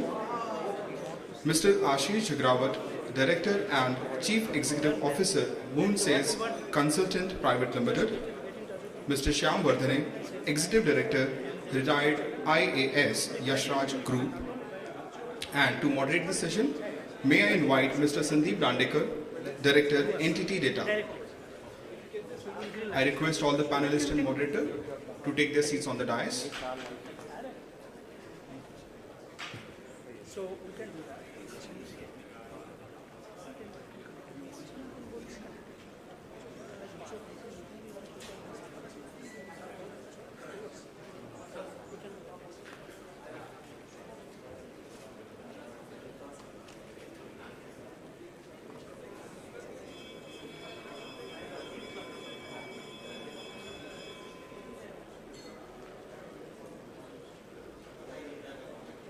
I request and invite all the delegates to come inside the hall and take their respective seats. Now we'll begin the panel discussion. Thank you, sir.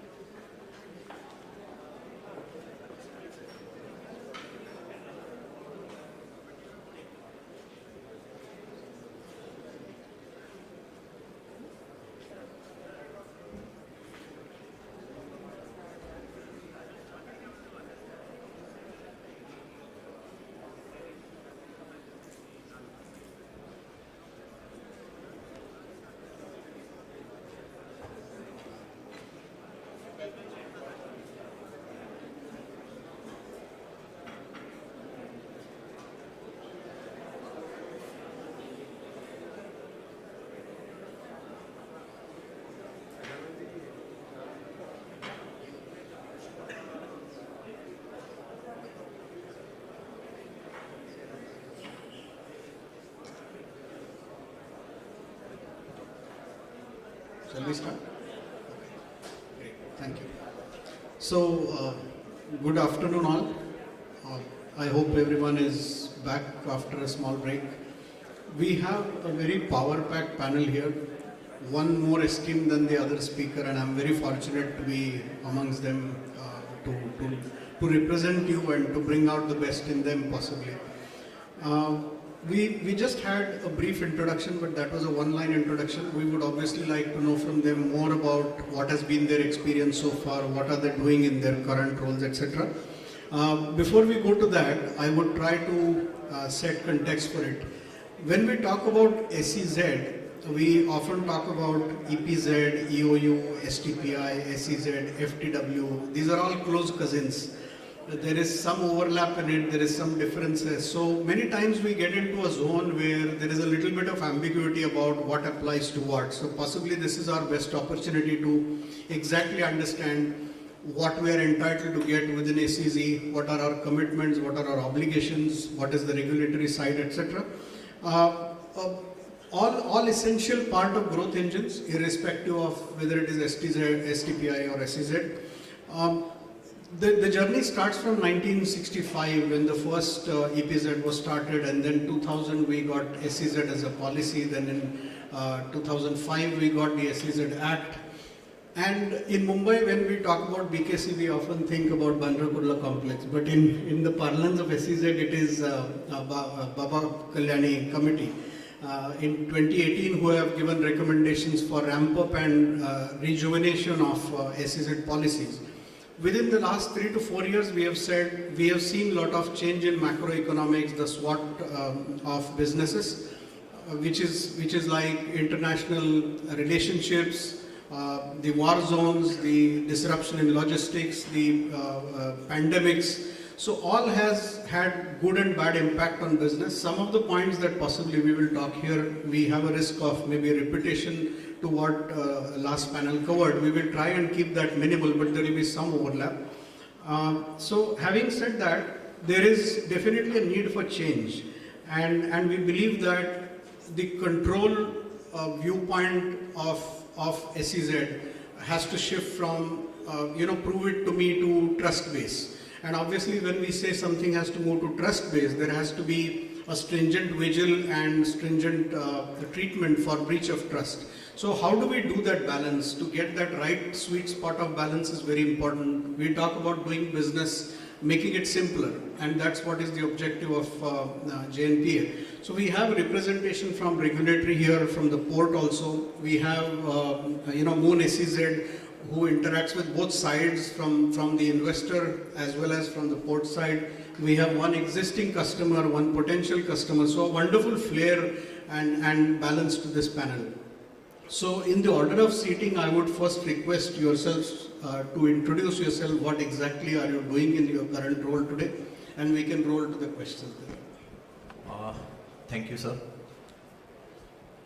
Till now, we have heard about the infrastructure, connectivity, the volume what Jnpa as a port handles. What is the vision connecting to the hinterland and other part of the country. So there's always a line which, like, you everybody is hearing about कि मेरा देश बदल रहा है. And when I look at being a consultant, I'm one of the oldest SEZ consultant in the country. Way back when the SEZ Act and rules came into in India in 2006. Since then, we are into this consulting field. My experience per se, working with both the industry side as well as the regulators. When it comes to policy advocacy, policy framework, what I have seen actually, there is a dramatical shift from what India was earlier and now in terms of the policy changes, what is happening. So nowadays things are happening quite fast, and when we are in this digital era and with this pandemic, 2 years of pandemic, so everything comes with an opportunity. On one side, yes, it brought a lot of hardship, but at the same time there were certain areas wherein it opened up a new opportunities for India as a country. I'm always, we do an opportunist kind of practice. When SEZ Act and rules came into in India, we ventured into SEZ. When IFSC, that is International Financial Service Center in Gift City, Gujarat, was coming into, we ventured into that. And what I personally believe strongly when I talk about service sector, so this decade would be of three major service sector. One is, of course, the data center. Second is warehousing, and third is financial services. This will drive the growth in this next decade. Out of these three, JNPT has a wonderful standing, wonderful location in terms of a strategic location onto these first two sectors, which is data center and the warehousing. In overall, like warehousing includes trading also, which Ranjit sir also mentioned in his last panel discussion, that what is the potential as compared to Jebel Ali and JNPT we can bring into. One more field, like out of the just few statistics about these two industry. So data center in India at present is around 499 megawatt of capacity is being used. Out of that, half of that is being used in Mumbai. That is what the potential. Being one of the prominent cable landing station in the country, which is just near to the Jnpa SEZ, it has a huge potential in terms of the capex investment, huge potential in terms of the fulfilling the requirement of the country. And data center industry is growing at the rate of 25% per year, year-on-year growth. Whereas warehousing, again, as of now, close to around 495 million square feet of space is there in warehousing. And with JNPT SEZ and the amendment in the SEZ rules, which brought this major important change, way back in 2019, there was a restriction that any multi-product SEZ, which is JNPT again, there was a restriction of 20% of warehousing, which was removed, and now, like, even if entire area we want to carve it out as warehousing, can be done. And that's a beautiful opportunity, because Jebel Ali as an location is majorly depending on the transshipment hubs actually. And that's what cargo consolidation and JNPT can also aim to become a transshipment hub, even for within the country or for other nations nearby. Again, data center is a power hungry thing basically. And that's a beautiful advantage of being into SEZ, that SEZ has by default a deemed distribution license, which if you try to get into a domestic area outside SEZ, it takes ages, and JNPT has already done that. So Jnpa SEZ being a special planning authority, being a deemed distribution licensee, this gives an additional advantage to the unit holders, apart from the fiscal and other advantage which SEZ policy offers. And just on the last point on the opening remark, I hope most of them are already working as either a logistic company or a trader or importer-exporter. You might be aware that Government of India has, just like sunset clause in SEZ was there for income tax, similar to that for EOU, advanced license and EPCG holders. The IGST exemption, which was available under a scheme called IGCRD, is extended only up to 30th June 2022, which means there will be no GST exemption for the EOU units, for advanced license holder and for EPCG license holder. So naturally, there is only one policy left over as of now with the Government of India, which Government of India is promoting, because way back when GST came into in India, the focus was shifted from upfront exemption to a refund-based mechanism, which WTO, US also contested in WTO, and fortunately SEZ still has the upfront exemption from GST and custom duty on whatever you procure, be it for setting up, operation and maintenance of your premises, which no other policy in the country offers right now. And with an added advantage of this special planning authority, deemed distribution franchisee and the strategic location, I'm sure there is no best location than JNPA as of now. Thank you. I think everyone already knows about your role and what you do, so possibly I'll roll my first question straight away to you. From JNPA point of view, looking at the shifting mind space, the migrating business scenario globally, what steps are you taking for imminent future and the future coming to make the proposal more attractive to investors, to welcome them with ease, to help them set up their infrastructure quickly, and in general make business simpler? Thank you. As you all know, we decided to have an investor conclave just because of this. A lot of investors were coming, raising various questions, various doubts, and I thought, we thought that we should have a conclave where across the table where the investors are there already who have invested, Moon SEZ who's looking at a statutory part of it, DC, everybody is here, so that we can make the investors who are planning to invest in SEZ more confident. As far as the location is concerned, everybody has talked about it. But as SEZ is concerned, we have got again the three pillars, verticals, which we again and again JNPA goes for it, is basically the infrastructure, that's number one. Number two is simplification, where we always believe in one thing, that our customer is number one. So any issues, you have already heard DP World, and we assure you, as far as SEZ is concerned, we have to do a lot in SEZ. We are going towards smart SEZ, which is the brainchild of our Honorable Chairman, that he wants everything to be automated, single window. Still a lot has to be done, but we are working on it, and we assure you that this SEZ, we are again saying that we are not like a normal PSU or a major port works. We work differently, we take decisions in time, and which shows our results as far as JNPA is concerned, and I am very sure that JNPA SEZ will be number one SEZ in near future. Thank you. Right. So Nitin, will it be right if I try to summarize in a single line what you're saying? You are possibly far more customer-centric than most of the public bodies. You are more agile and very nimble to move towards your customer and make their life easy for entry as well as to run their business subsequently. I'll just give one example. A customer, to be very frank, we also feel a customer is a truck driver to us. The truck driver is bringing the cargo all the way from north. If you see our CPP, I think this is the first time we have arranged, the truck driver comes in, we take care of him. You have, I would like to say, and very proudly I will say that, even a truck driver health checkup happens at CPP.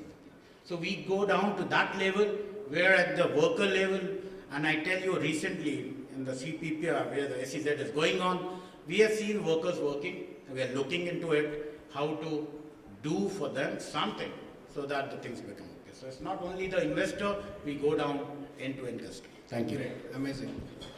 Coming to you, Shyamji, do you also see shift and migration in the mind space of government from the regulatory side, from the policy side, and even from the approach side, which is hardware and software, both sides?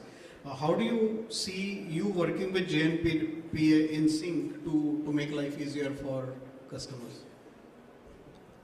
Good afternoon, everybody, and I'm grateful for that question. Basically, I'll take it from where Ashish had flagged that the SEZ platform will perhaps be the only policy framework where you will have the IGST exemption continuing, since it's being basically reaching the end of the road with the EOU and the other policy frameworks that allowed this. You also have capital duty exemptions for imports. And the biggest announcement is by the Honorable Union Finance Minister in this year's budget. The reference to Baba Kalyani Committee report, which is basically about converting the SEZs into the Triple E, the Employee Export Enclave,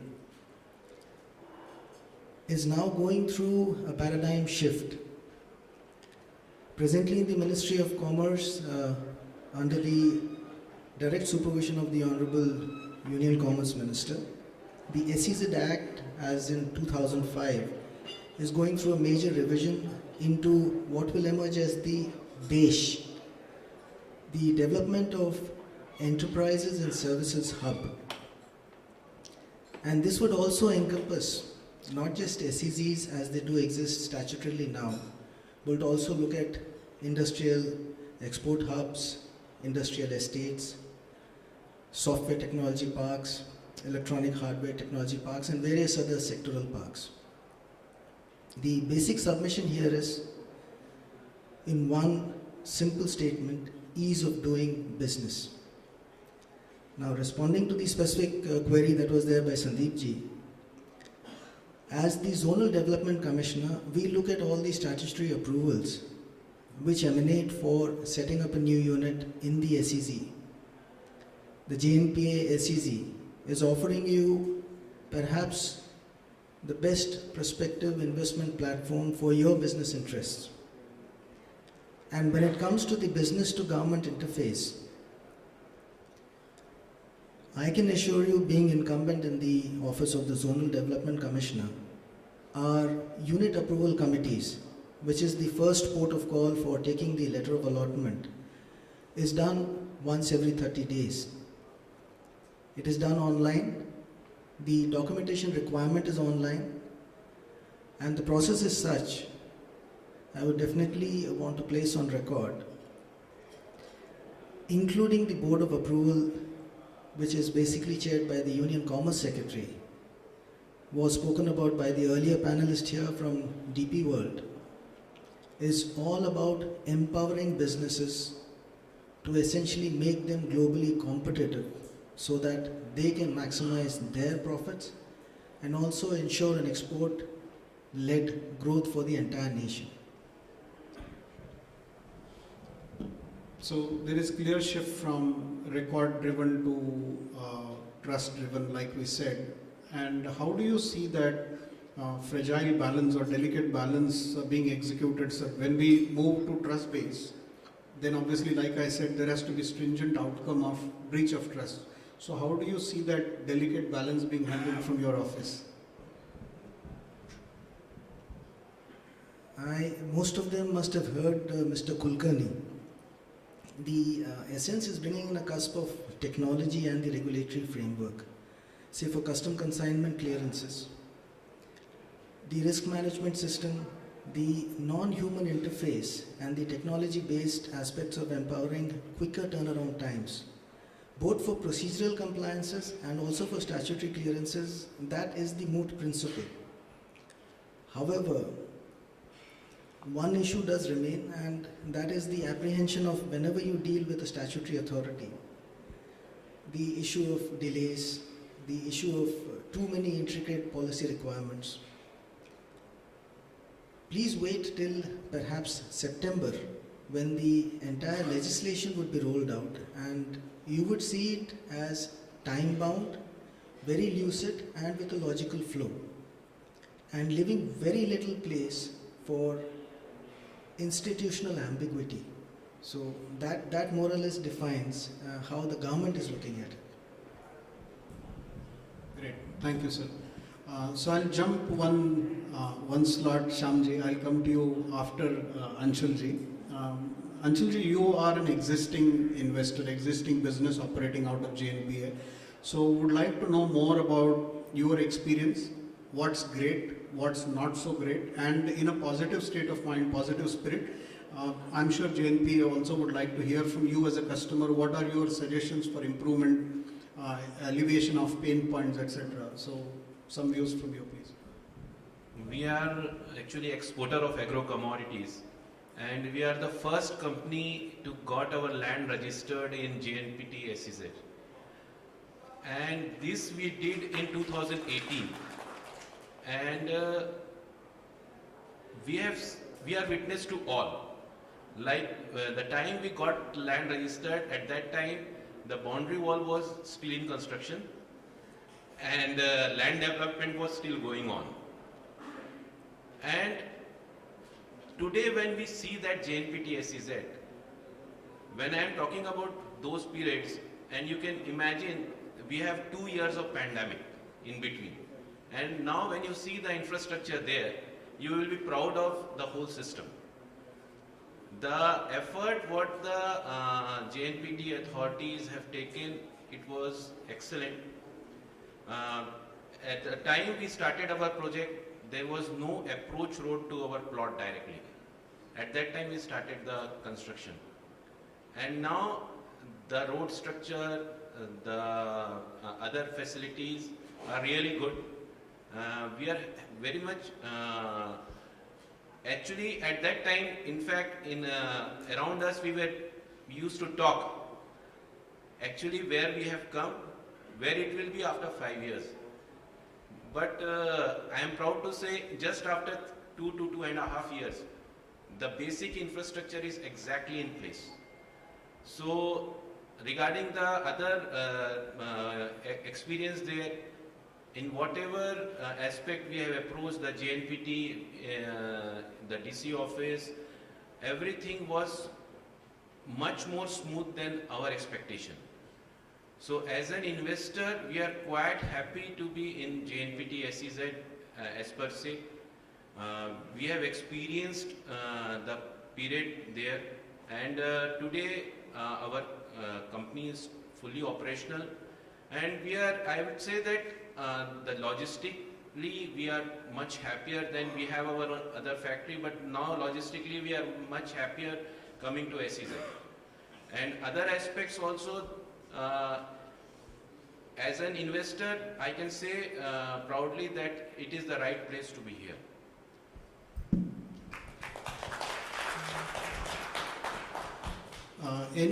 Anshulji, continuing your expression, any specific suggestions for betterment, improvement, any small pain points which you wish were not there or getting addressed? Sandeepji, you have to consider one thing, that the intent of the whole system. Well, absolutely.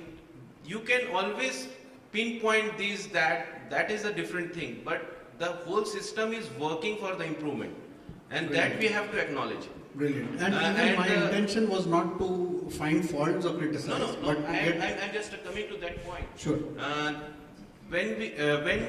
Because I am seeing this business since last 25 years. When we started in 2018, what is the reason without any infrastructure also? Today the investors have come seeing the infrastructure. We have invested without seeing the infrastructure. So what is the reason we are there much before other people were there? The reason is the location of that place. The reason is the intent of the whole system.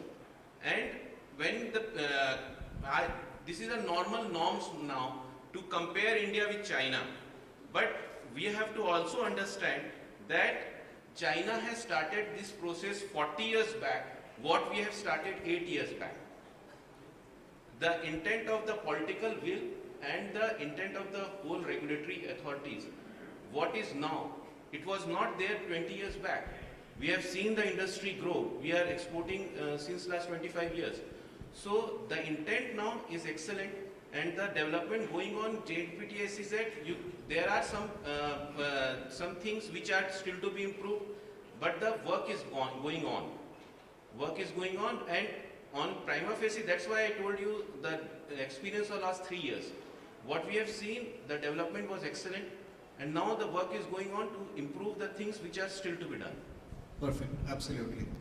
Shyam Vardhaneji, now that given that you are a potential investor, you have almost made up your mind to get into an SEZ.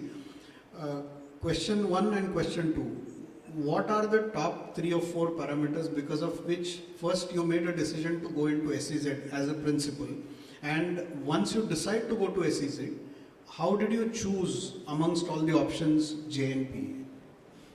First of all, we are in the biotechnology, supplying raw material for the infectious biomarker, especially cancer, kidney failures, and hepatitis B. These are all export. We are all export-oriented unit. Presently, we have 3 units in MIDC MAPE. You know, the land rate in MIDC MAPE is huge. We are in a process of expanding, but presently there is no land available in MIDC MAPE. So we were searching for an alternative land. And I know what are the, why I am choosing JNPT, SEZ. I had worked earlier as a Deputy Chief Executive Officer of MIDC.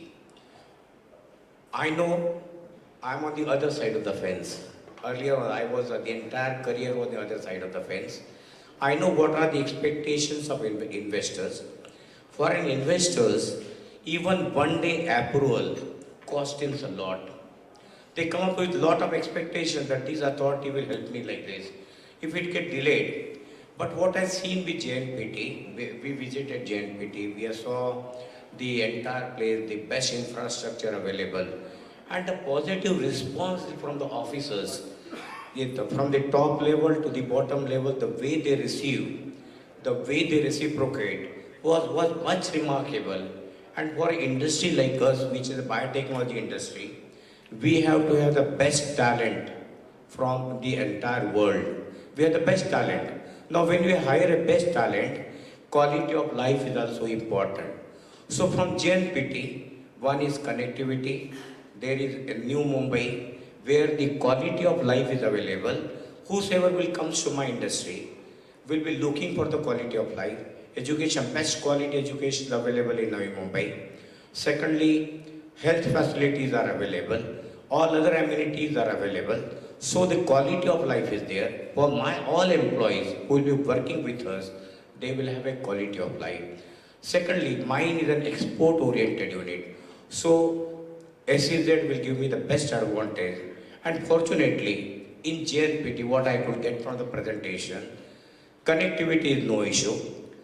Best connectivity is available, Trans-Harbour Link, airport, Delhi corridor, this is available.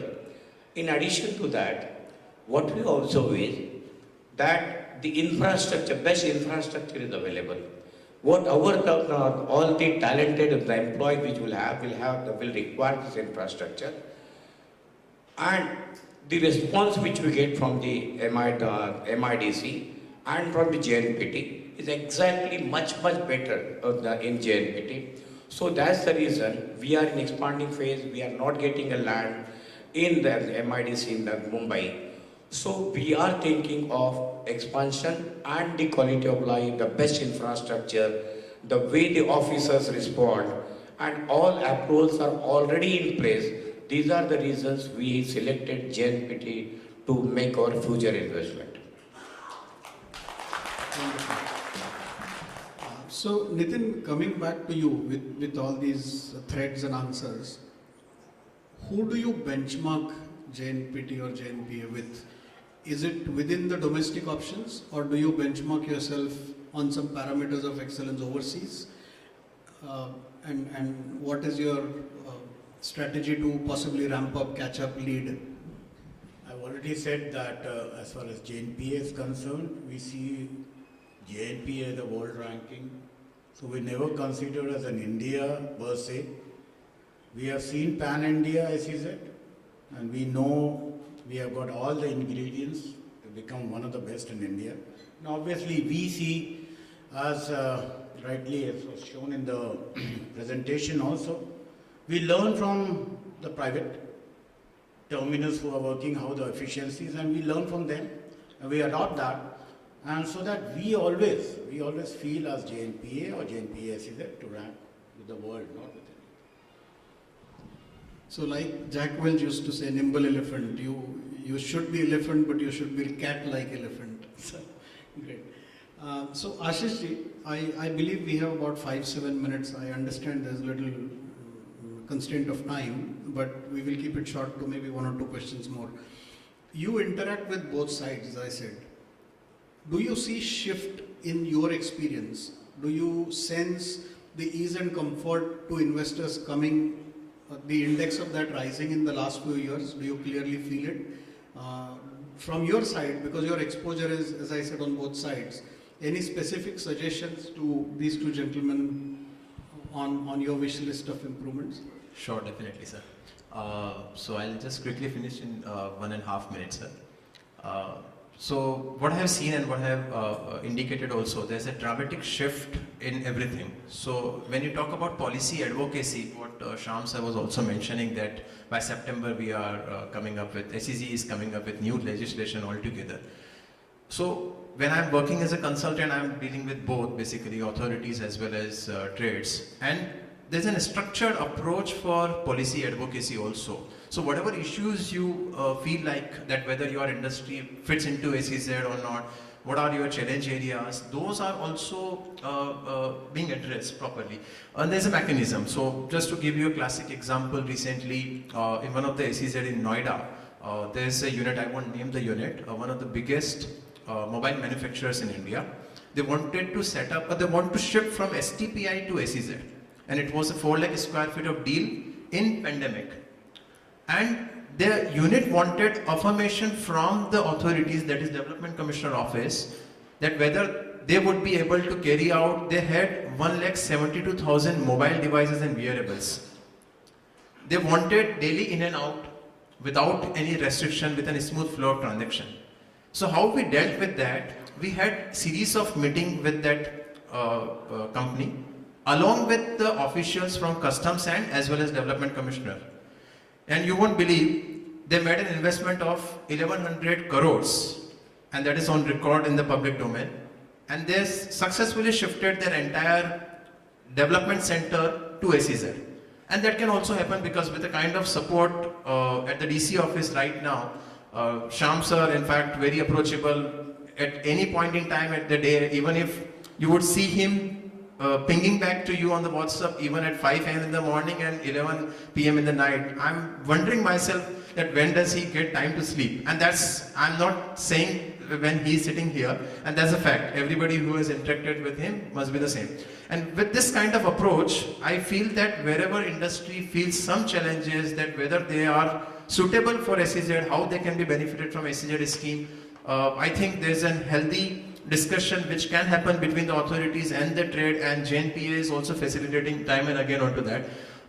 And I have seen Sanjay sir in MIDC that time, so as a CEO, and that time also I attended one of his meeting, and that time he was discussing about the nitty-gritties of the law, rules, regulation. And I have seen when he came to JNPT in the first meeting when we had sir about the co-developer, I still remember there was a clause wherein we were having difference of opinion. He called up the development commissioner directly to check what I am saying is correct or not, and then the investor was sitting in front. So I was like, he is just cross-checking to that level, to the minutest of the law, that whether any commitment is being given by Jnpa as a developer, which in fact is a supportive hand to the investor, and that gives the confidence to the investor, yes, that whatever decision I am taking would be right. That's all. I think there's a change in the approach, and anybody who is interested, who is looking at any option of setting up into SEZ can be looked at.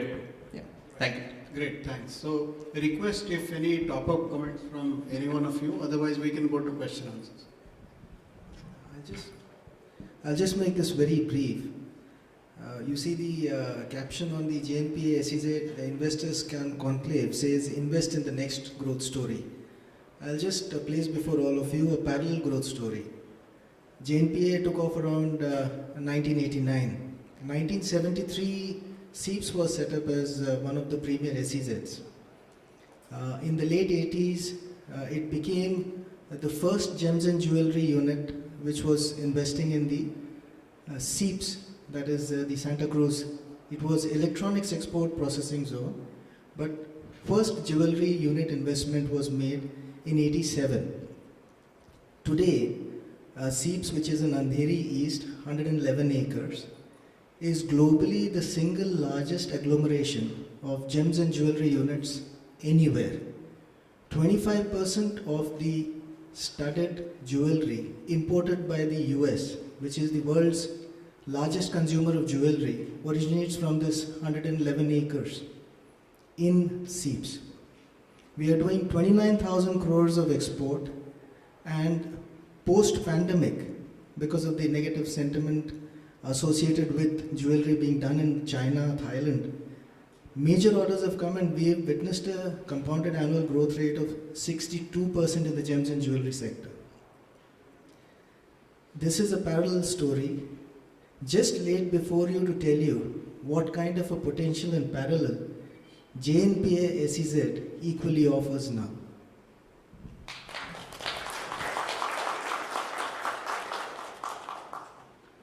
I still remember my days in MIDC. You know, the investor came to me and he said, "Sir, you delay the approval for one day, I loses my 2 crore. Fortunately, I could see in the JNPT SEZ, officers are so proactive and they have assured us that the speedy approvals will be given. That's the best thing which I've been getting from JNPT. So I think we can take some questions if we have.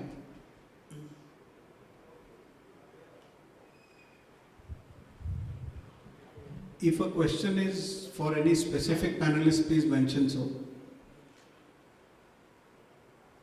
Good afternoon, this is Viren Jadhavi. I have a question to Mr. Ashish Chagarwal, CEO of Moon SEZ Consultants, and also to the CEO of Jnpa SEZ, Borwankar Saab. See, recently India and UAE signed a comprehensive economic cooperation agreement 2-3 weeks back under the Ministry of Commerce and also the various delegations from the UAE government. Now, as I SEZ, this particular comprehensive trade agreement opens a wide spectrum of goods export-import and straight connects Jebel Ali and other ports in Dubai and gives access to Indian goods in African markets. So how, under the ease of doing business, how investors who are thinking of investing into Jnpa SEZ can take benefit of this CEPA agreement and looking forward, because it will rationalize a lot of cost and timelines of exporting from Jnpa to various ports in Dubai and accessing African markets. Okay. Sure. Sir, in terms of the trade agreement, what India recently signed with UAE under the CEPA program, so there are various products wherein it's both basically, whenever any country-to-country agreement gets signed, it's a mutual beneficial for both of them. And what Shyam sir talked about, that the SEZ policy is being revamped. So this is one of the key asks actually from the trade, wherein what industry is asking for, that whatever trade agreement benefits are there, they should be passed on to the SEZ as well on the import side. So as of now, let's say there are 10 products which are exempted while you are importing from UAE. There's a ask that the same should be extended to the SEZ when it is being manufactured and cleared into India. Then the custom duty should not be levied, treating at par with the free trade agreement. That is what the ask is. But in terms of the export, SEZ in fact was the easiest one always, because there is no inspection of the cargo, there is no opening of the container at the respective port. The inspection is only to the tune of marks and numbers, which customs official sitting at the gate itself of every SEZ does. There is no other inspection other than the alerts, wherein there is an alert onto any of the shipment. So the trade facilitation in terms of export and import and the lead time for the clearance was always a lesser, and there is no penalty for late filing of bill of entry. Just like you have the penalty for DTA, 5,000 rupees per day and for up to 3 days, and 10,000 rupees per day after 3 days. In SEZ there is no penalty. And SEZ itself is a separate custom land station. So that gives another opportunity for you. You also can look at the kind of product, and the gate is next door. So you don't need to time your vessel. Actually, the clearance can happen on the same day as the officer sits at the gate, and the container can go to the terminal on the same day, even within hours. So the benefit of CEPA agreement and UAE agreement would definitely come in the policy which is coming up. But as of now, also for ease of clearance, it is already there. Does that answer the question in full, or do you want any comment from? Okay.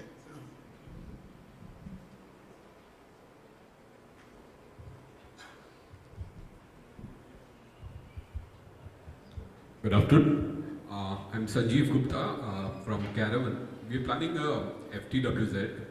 I would just like to know, are you planning some pipelines from the liquid terminal or something? Or is it possible for us to put? We have a plan, but we will look into the feasibility. And if something comes in, we'll look into the feasibility and do it.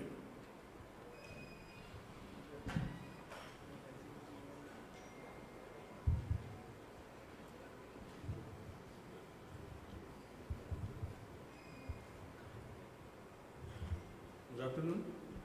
You're representing Thermites. We have a question that we make super Odysseus cargoes like 46 meter length, 15 meter wide, 26 meter height. So these are modules which generally we are manufacturing in Mundra SEZ, and we have built the infrastructure so that the cargo are directly loaded on the vessel either by RORO or LOLO method. So do you have this kind of infrastructure available so that we can transport this cargo inside the SEZ to directly to the port? We are, if you are knowing Jnpa, we are handling a lot of project cargo which has got different dimensions, and we have got very clear SOPs for that. So as far as carrying of cargo is concerned, over dimension or any type of project cargo, we are ready for there, and we are doing this type of cargoes on shallow water berth. So we are handling, so there, I don't think any issues is there in handling such cargoes. Thank you. Thank you, sir.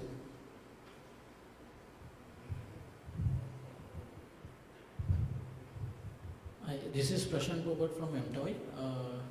Is there any rail siding possible over there, or there is no provision for rail siding or something?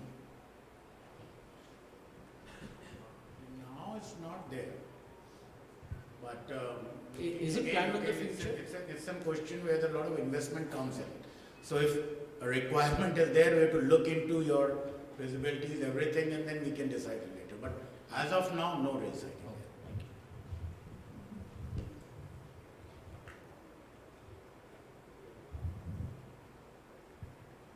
May I put a question to the panel members?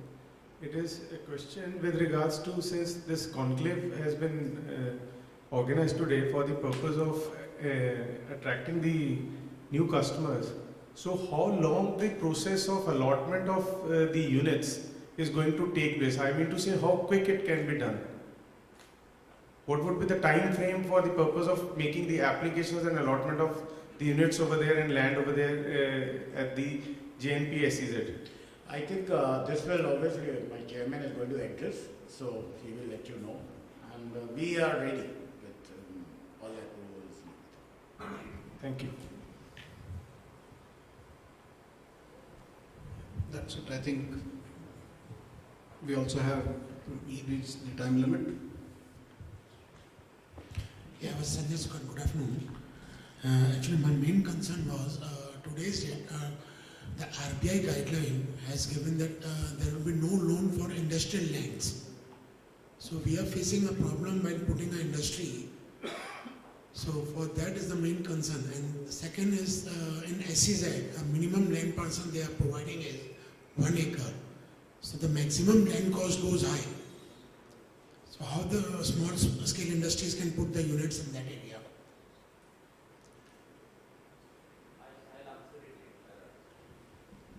Yeah, you will get your answer. Our chairman will address the gathering. He will answer.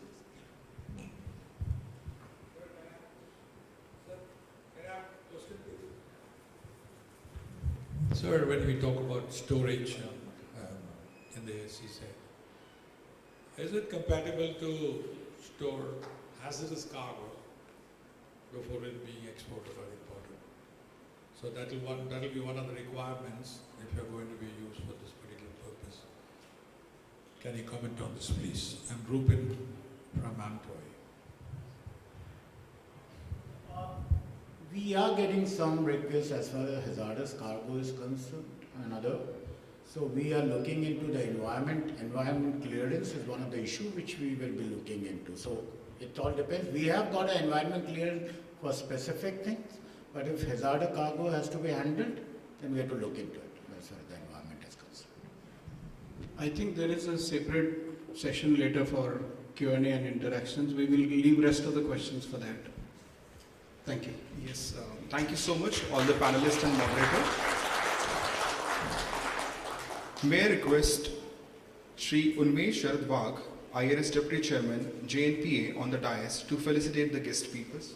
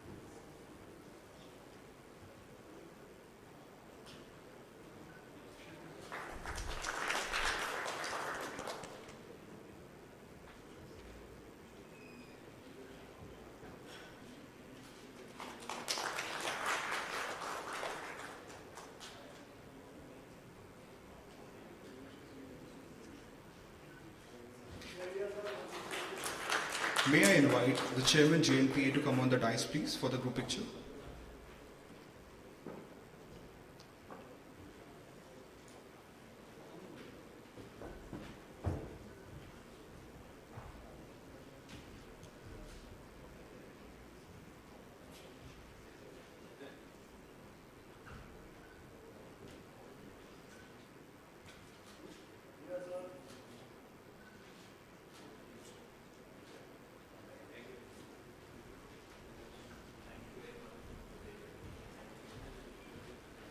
Thank you all the panelists and moderator.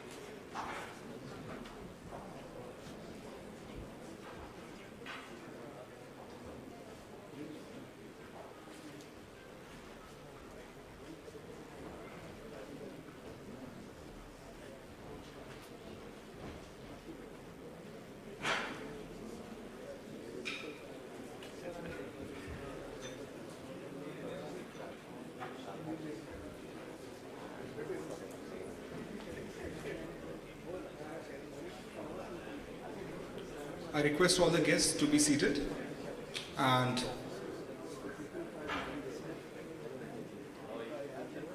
may I invite Shri Sanjay Sethi, IAS Jnpa, to address this August gathering.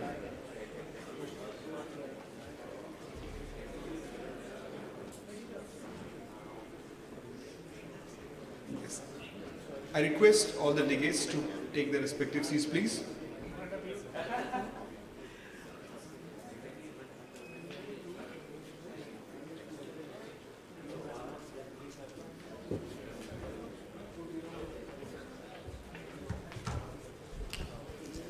Before you lose your patience, I think, can I request everyone to please sit?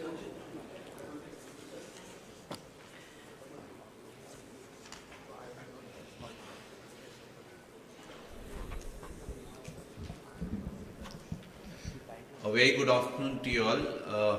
I think we've had some really stimulating sessions. Both the panels tried to really get into all the layers, so to say, the nuances that are related to actually making this work. I take this opportunity to actually also try and remember when I first started getting into this SEZ business. For some reason, I think when I was Commissioner Industries, there was this whole thing of that state governments must also make an act. While some of the states, I think, did make an act, Maharashtra fiercely opposed it first.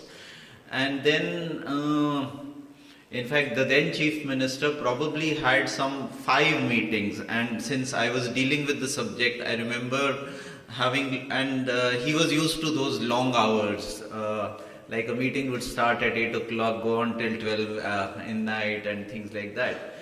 But somehow, it was not destined to be, as they say. The state government never adopted an act. We never made an SEZ act for the state. The second part I thought was when, since I was also monitoring this, and then MIDC, SEU MIDC, we were also having our own SEZs, and a few were as JVs with some other companies. Since Baba Kalyani committee was just referred, one is with Baba Kalyani, if a lot of you might know. So there were lots of issues which were more related to the social part.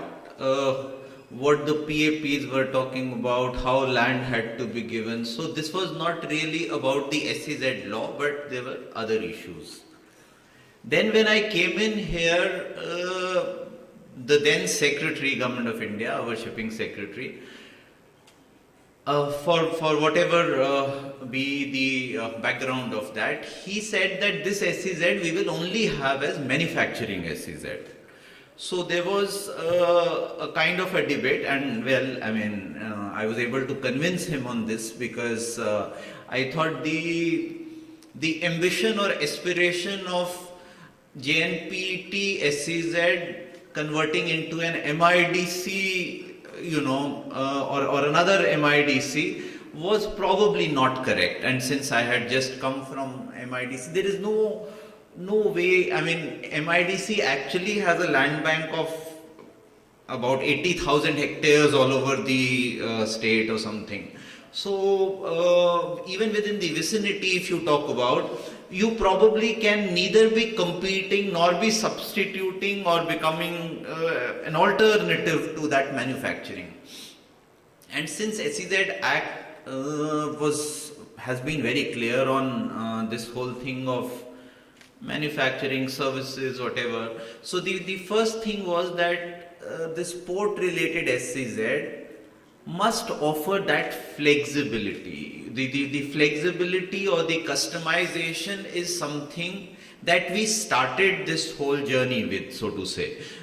In fact, I'm just trying to remember those things that are coming to my mind when I was dealing with this. But I am saying that the first thing that we are talking about here is this kind of customized flexibility approach, where two questions that were being raised, or right now Ashish was talking about whether we should have plots for manufacturing, for data center, for this.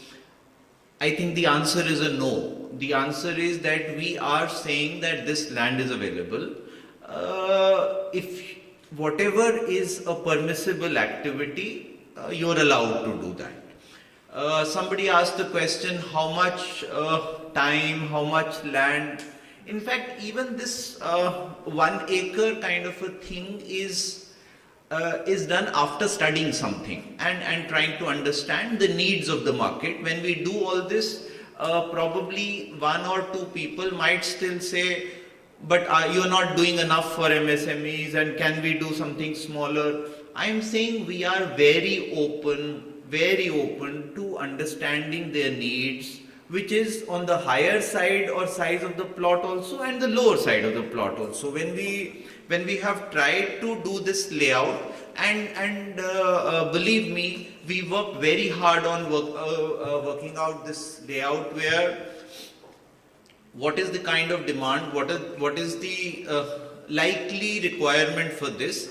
But when somebody comes, when we were even talking about this biotechnology thing, so if they say no, I want a 10 hectares thing, I'm saying fine, I'll change that layout, which where some kind of amalgamation within my rules, whatever DCR I have made, it's a possibility. I mean, ultimately what is land use planning all about? I mean, apart from saying that if there is a certain ground use that's allowed, if I have to keep some side margins, if fire and these are the other issues that I must take care of, once I have done that, within this, that flexibility must be offered. So when you say, what are we talking about here? So I'm saying my first point is flexibility. The kind of flexibility that we can provide. Of course, it is within the given rules, and I can't be saying too much in front of DC chiefs where if he's going to shoot down something of that, he must say it here.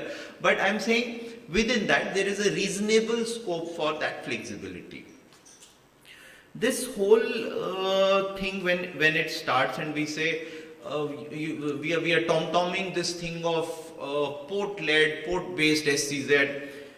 See, there is no reason for us to resent China's success. If top 7 out of the top 10 ports are in China, well, they are in China. But why do ports exist? If there is enough business, if there is that enough manufacturing either to export and import, that is why the ports will run. So obviously there is that export competitiveness which the country must have achieved. That is how the ports are using this. But if some of you have seen those ports or port related SEZs, the whole model is working around making this as an MMLP, what is a multimodal logistics park. So a multimodal logistics park essentially is talking about these synergies, so to say, to be optimized. These synergies can only be optimized when you give this kind of an option, when you give this kind of an opportunity. By no means is 277 hectares some very big SEZ or whatever, but the fact is that the strategic linkage, the strategic synergy offers you a multiplier value add. It's a multiplier value add because when you say, we keep discussing the logistics cost, we keep saying that, you know, how it can be lessened.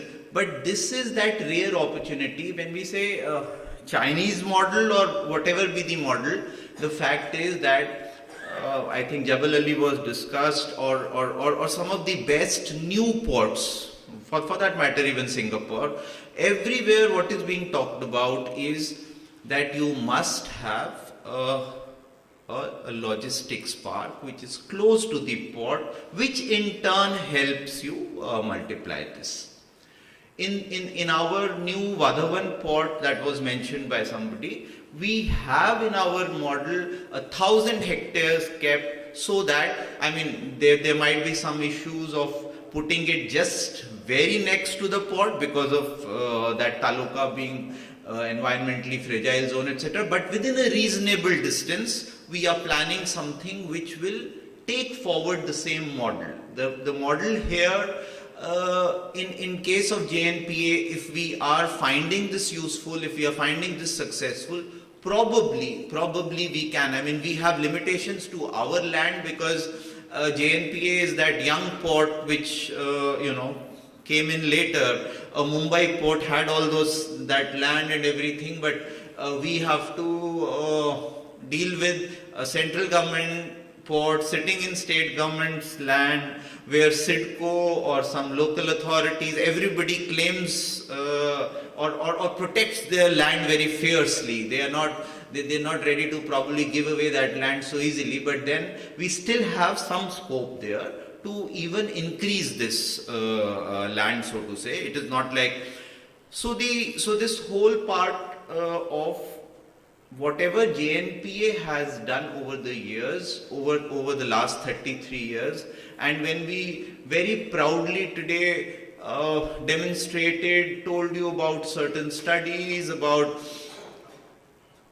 how we not only ranked 26th in the world, but we also within the country, by all indicators, in fact those are very interesting indicators, whoever is interested in that how we perform the best, how efficiency is the best, how when Unmesh was mentioning, one of the indicators is the perception of bribe or speed money, but another one is that what kind of gangs are operating, how do you deal with that? So those are those real issues which the businessmen face. If as government or as people on this side, if we try to shut our eyes to that or put it under the carpet, it doesn't help anybody.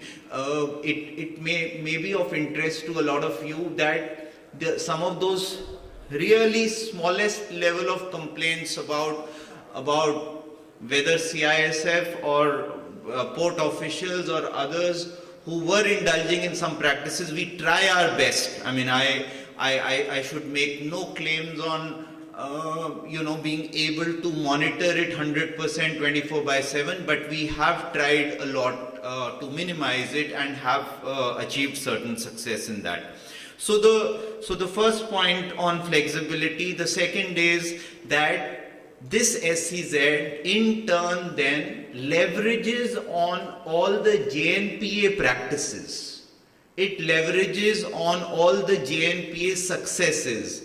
It leverages on the fact that JNPA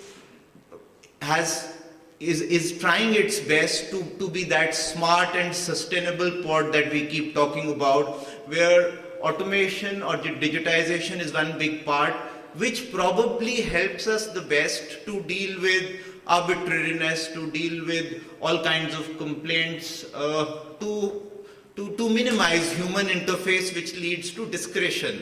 So the smart port part, the sustainability part, and just yesterday, in fact, we had released our sustainability report, where sustainability is seen in all its three verticals, which basically means the first sustainability will come only when your business is good, when your economics works. So that is a part of sustainability, not just talking about environment. So पहला हमें ensure करना है कि आपका धंधा अच्छा चले.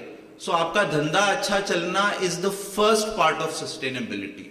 The second part of sustainability is the environment part, because we have issues where suddenly if you are told, oh, but this was some old case of mangroves, this was wetlands, this was so I'm saying we've tried our best now to make sure that not only do we deal with that sensitively, but in this whole area, in fact next to SEZ, to our common parking plaza, we've got into this big huge program of lake conservation. We've got 4 or 5 lakes. We have such a beautifully conserved forest and these lakes, which will probably make you feel good about this whole ecosystem. This is all that is developing around that. But the third part of sustainability is the social part, which I was just mentioning. In fact, I was sitting somewhere and the member of parliament from there rings me up and tells me, normally these phone calls don't come for thank you purposes, but he said that that long issue was resolved. This was the one that I was talking about, this SEZ which Baba Kalyani deals with. So the issue there of, let's say, sharing the land with the PAPs or whatever. So if there are issues related to labor, if there are issues related to locals, rather than we giving you some facetious kind of answers or arguments, what we are saying is we are trying to streamline it as much as possible. See, it goes without saying that when this kind of development takes place, there are expectations of locals, The politicians try to articulate it, sometimes exaggerate it. So our job is to try and balance this and try and provide a transparent part, because otherwise what is happening is that some kind of assurances are made. So at the local level, the poor investor or the industrialist gets troubled by that either the group or the politician or the related people. And we on the other hand keep telling you, no, there is no bar, there is no ban, you go ahead and do it. So over the years what we've realized is that this is something that we must address, and we have tried to balance it in a manner where you should be able to deal with it much better. SEZs by itself were meant to conceptually deal with these problems in a more institutionalized way. Nevertheless, the informal institutions still carry on, and we need to again try and minimize that space. While minimizing the space, what we are seeing is that we stand here to assure you that we deal with this in the best possible manner. The infrastructure was talked about. You people, in fact, whoever has not seen it, I must welcome. My team is sitting here. I can see Gaikwad and maybe Gharat somewhere, and both the heads of PPD who worked very hard over the last few years. This team has made sure, even though there were lots of problems and issues on the ground, we have tried to bring them to a closure. When we say, is the road quality the best, water supply, power, we told you that ease is very good. Why? Because we are the distribution licensee, we are the planning authority, we are everything there, so you will not have a problem. But please take a look at the quality of infrastructure. And in fact, whoever has come here with an intent to invest, I mean, whether you yourself or whether companies associated with you or whoever, I think I would say the starting point should be that please come and take a look at the infrastructure there. I assure you that the kind of infrastructure we've created, the whole process that we have put in place. Somebody said, how many months will you take? What we are saying is that we've put these kind of tranches that normally we also like to make the best use of market, so to say. So we probably are not going to take out all the lands in one go, but let's say one tranche we could be out in about 2 months. I mean, we could do everything within that. In fact, we are ready with everything. The rates, in fact, by the way, I don't know whether it was mentioned, Nitin, that the water rates have been brought down drastically. The other rates have been rationalized in a way. In fact, I stand here to tell you that on all fronts, whether it is the land rate itself, the water, the electricity, all other services now are much, much lower than any comparable entity around that. I mean, there is no way you can even think or say that, you know, the SIDCO lands, for example, just to give one example, the SIDCO lands for same purposes, without any infrastructure, without any land treatment, are about 2.5 times more. And I say this responsibly because the kind of categorization that is done for warehousing, for industry, whatever, I'm just comparing with that category. So I'm saying this is still much, much cheaper. The kind of now I have to market towards the end, right? so the marketing pitch for today is that it's a much cheaper land with all the facilities, plug and play, right to this thing, and all the clearances in one go. I assure you, you will be proud of your decision if you come here. Thank you very much.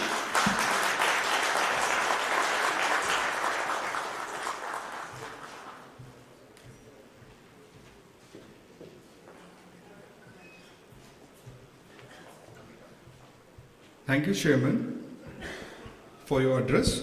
Now may I invite Shri Unmesh Sharad Wagh, IRS Deputy Chairman, Jnpa, to deliver the closing remarks.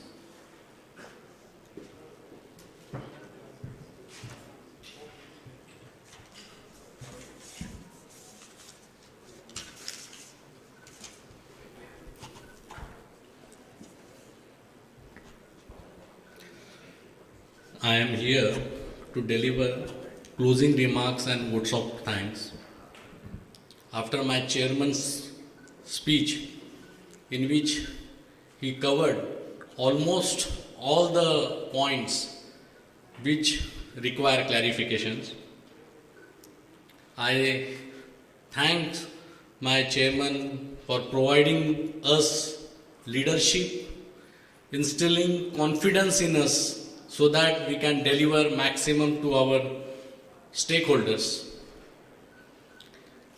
In our chairman, we have very visionary leader, and we have one more advantage of having our chairman as a chairman, because it gives JNPA the glamour quotient also. So we don't require any celebrity to endorse our Jnpa SEZ. I thank all the speakers, Development Commissioner, the Commissioner of Customs for being here and building confidence in our stakeholders so that they can invest in our SEZ. I thank all the panelists, moderators. I thank Ministry of Shipping, Ports and Waterways. I thank CII for conducting this conclave at such a short notice. I thank all the officers of JNPA, the CEO is JNPA SEZ, all the HODs and officers. The most important, I thank all the participants being patient since morning and listening to us. As we Indians are all love films, and my chairman always tell me कि तुम ज़्यादा फिल्मी हो, लेकिन फिर भी मैं एक बात आपसे कहना चाहूँगा. Long back there was one movie of Shahrukh Khan, मैं हूँ ना. उसके एडवर्टाइजमेंट करते वक्त शाहरुख खान का एक पोस्टर मैंने मुंबई में देखा था. उसमें वो कहता था कि इस फिल्म में सब कुछ है जो आपको एंटरटेन करेगा, और फिर मैं हूं ना. तो just take from that I can say that इस SEZ में वो सब है जो आपको इन्वेस्ट करने के लिए मजबूर करेगा, और अगर कुछ कमी है तो हम लोग हैं ना. Thank you very much.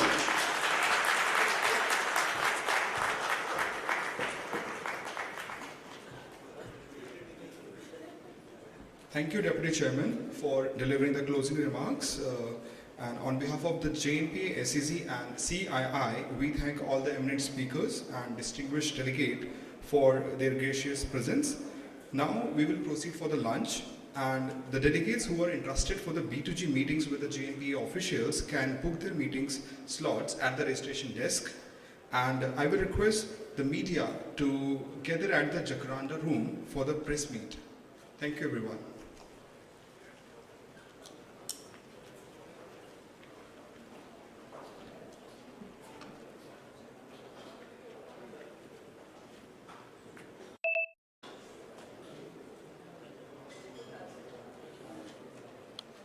Handling port in India, connected to over 200 ports globally, ranked amongst the best container ports globally.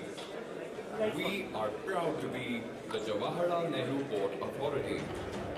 Over the past 3 decades, since its inception in 1989, we have been an integral part of India's port-led growth narrative. We have expanded its infrastructure and services to match global standards. It is this very commitment of ours that has led us to launch several ease of doing business initiatives for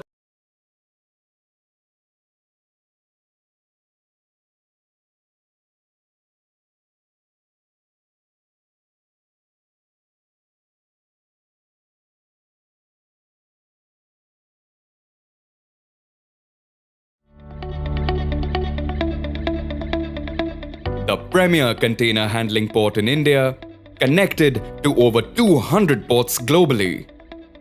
Ranked amongst the best container ports globally, we are proud to be the Jawaharlal Nehru Port Authority.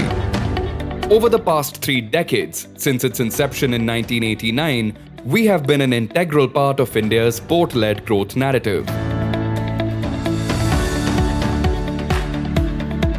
We have expanded its infrastructure and services to match global standards. It is this very commitment of ours that has led us to launch several ease of doing business initiatives for the EXIM trade. Within a very short span, the world is already witnessing the effect. In the World Bank's Ease of Doing Business Index, under the Trading Across Borders segment, Jnpa has been credited for bettering India's position. Guided by the ministry with the primary aim of improving logistic costs and time efficiency for our EXIM community stakeholders, we have undertaken a methodical, 3-pronged approach. Simplification of processes, improvement of infrastructure, and digitization of activities. All 3 have helped us achieve the results India needed. Expansive operations call for simpler, seamless processes, and we at Jnpa are constantly working on these. Our most successful endeavors include simplification of processes, direct port delivery. Direct port delivery creates a smooth gateway for our importers. It reduces the cost and expedites their delivery of consignment. Direct port entry. Direct port entry ensures unindentured entry to the port for exporters. Jnpa has dedicated a new centralized parking plaza that is the largest of its kind in India. This has helped streamline traffic movement, improved port efficiency, and take care of our valuable servicemen. Inter-terminal transfers of tractor-trailers. Inter-terminal movement of tractor-trailers allows sideways movement between all the 4 terminals. The ITRHO Agreement. The ITRHO Agreement ensures streamlined movement of rail containers between the terminals and the installation of mobile scanners. Time, cost and efficiency is always on Jnpa's mind, which is why Jnpa has installed scanners at all terminals. This significantly reduces import dwell time. Improvement of infrastructure. The ever-growing demand of EXIM trade calls for a robust infrastructure. Besides CPP, we have undertaken other initiatives. Upgrading connectivity and cater to future traffic by systematic widening of port highways. Development of integrated common rail yard facility. Allotment of land and office space of partnering government agencies in order to bring all the regulators under one roof. Jnpa has allotted space to animal quarantine, plant quarantine, textile commission, etc. Not to mention the commissioning of several ERTGCs across our terminals, with benefits such as faster loading operations, reduced diesel consumption and pollution, efficiency of container management, to name just a few. As we build our global presence and community, the need to innovate and digitize activities is our top priority. Digitization. From automated systems that reduce gate transaction time to ensuring transit transparency via online tracking systems. From a secure single data platform for all stakeholders to a state-of-the-art terminal operating system, Jnpa operates by world-class standards. And as we scale greater heights, we make sure our valuable stakeholders join us for the journey. Through our constant innovation, infrastructural upscale, and dedication to provide advanced, seamless services, we are the port of choice for our stakeholders. We are proud to be the Jawaharlal Nehru Port Authority.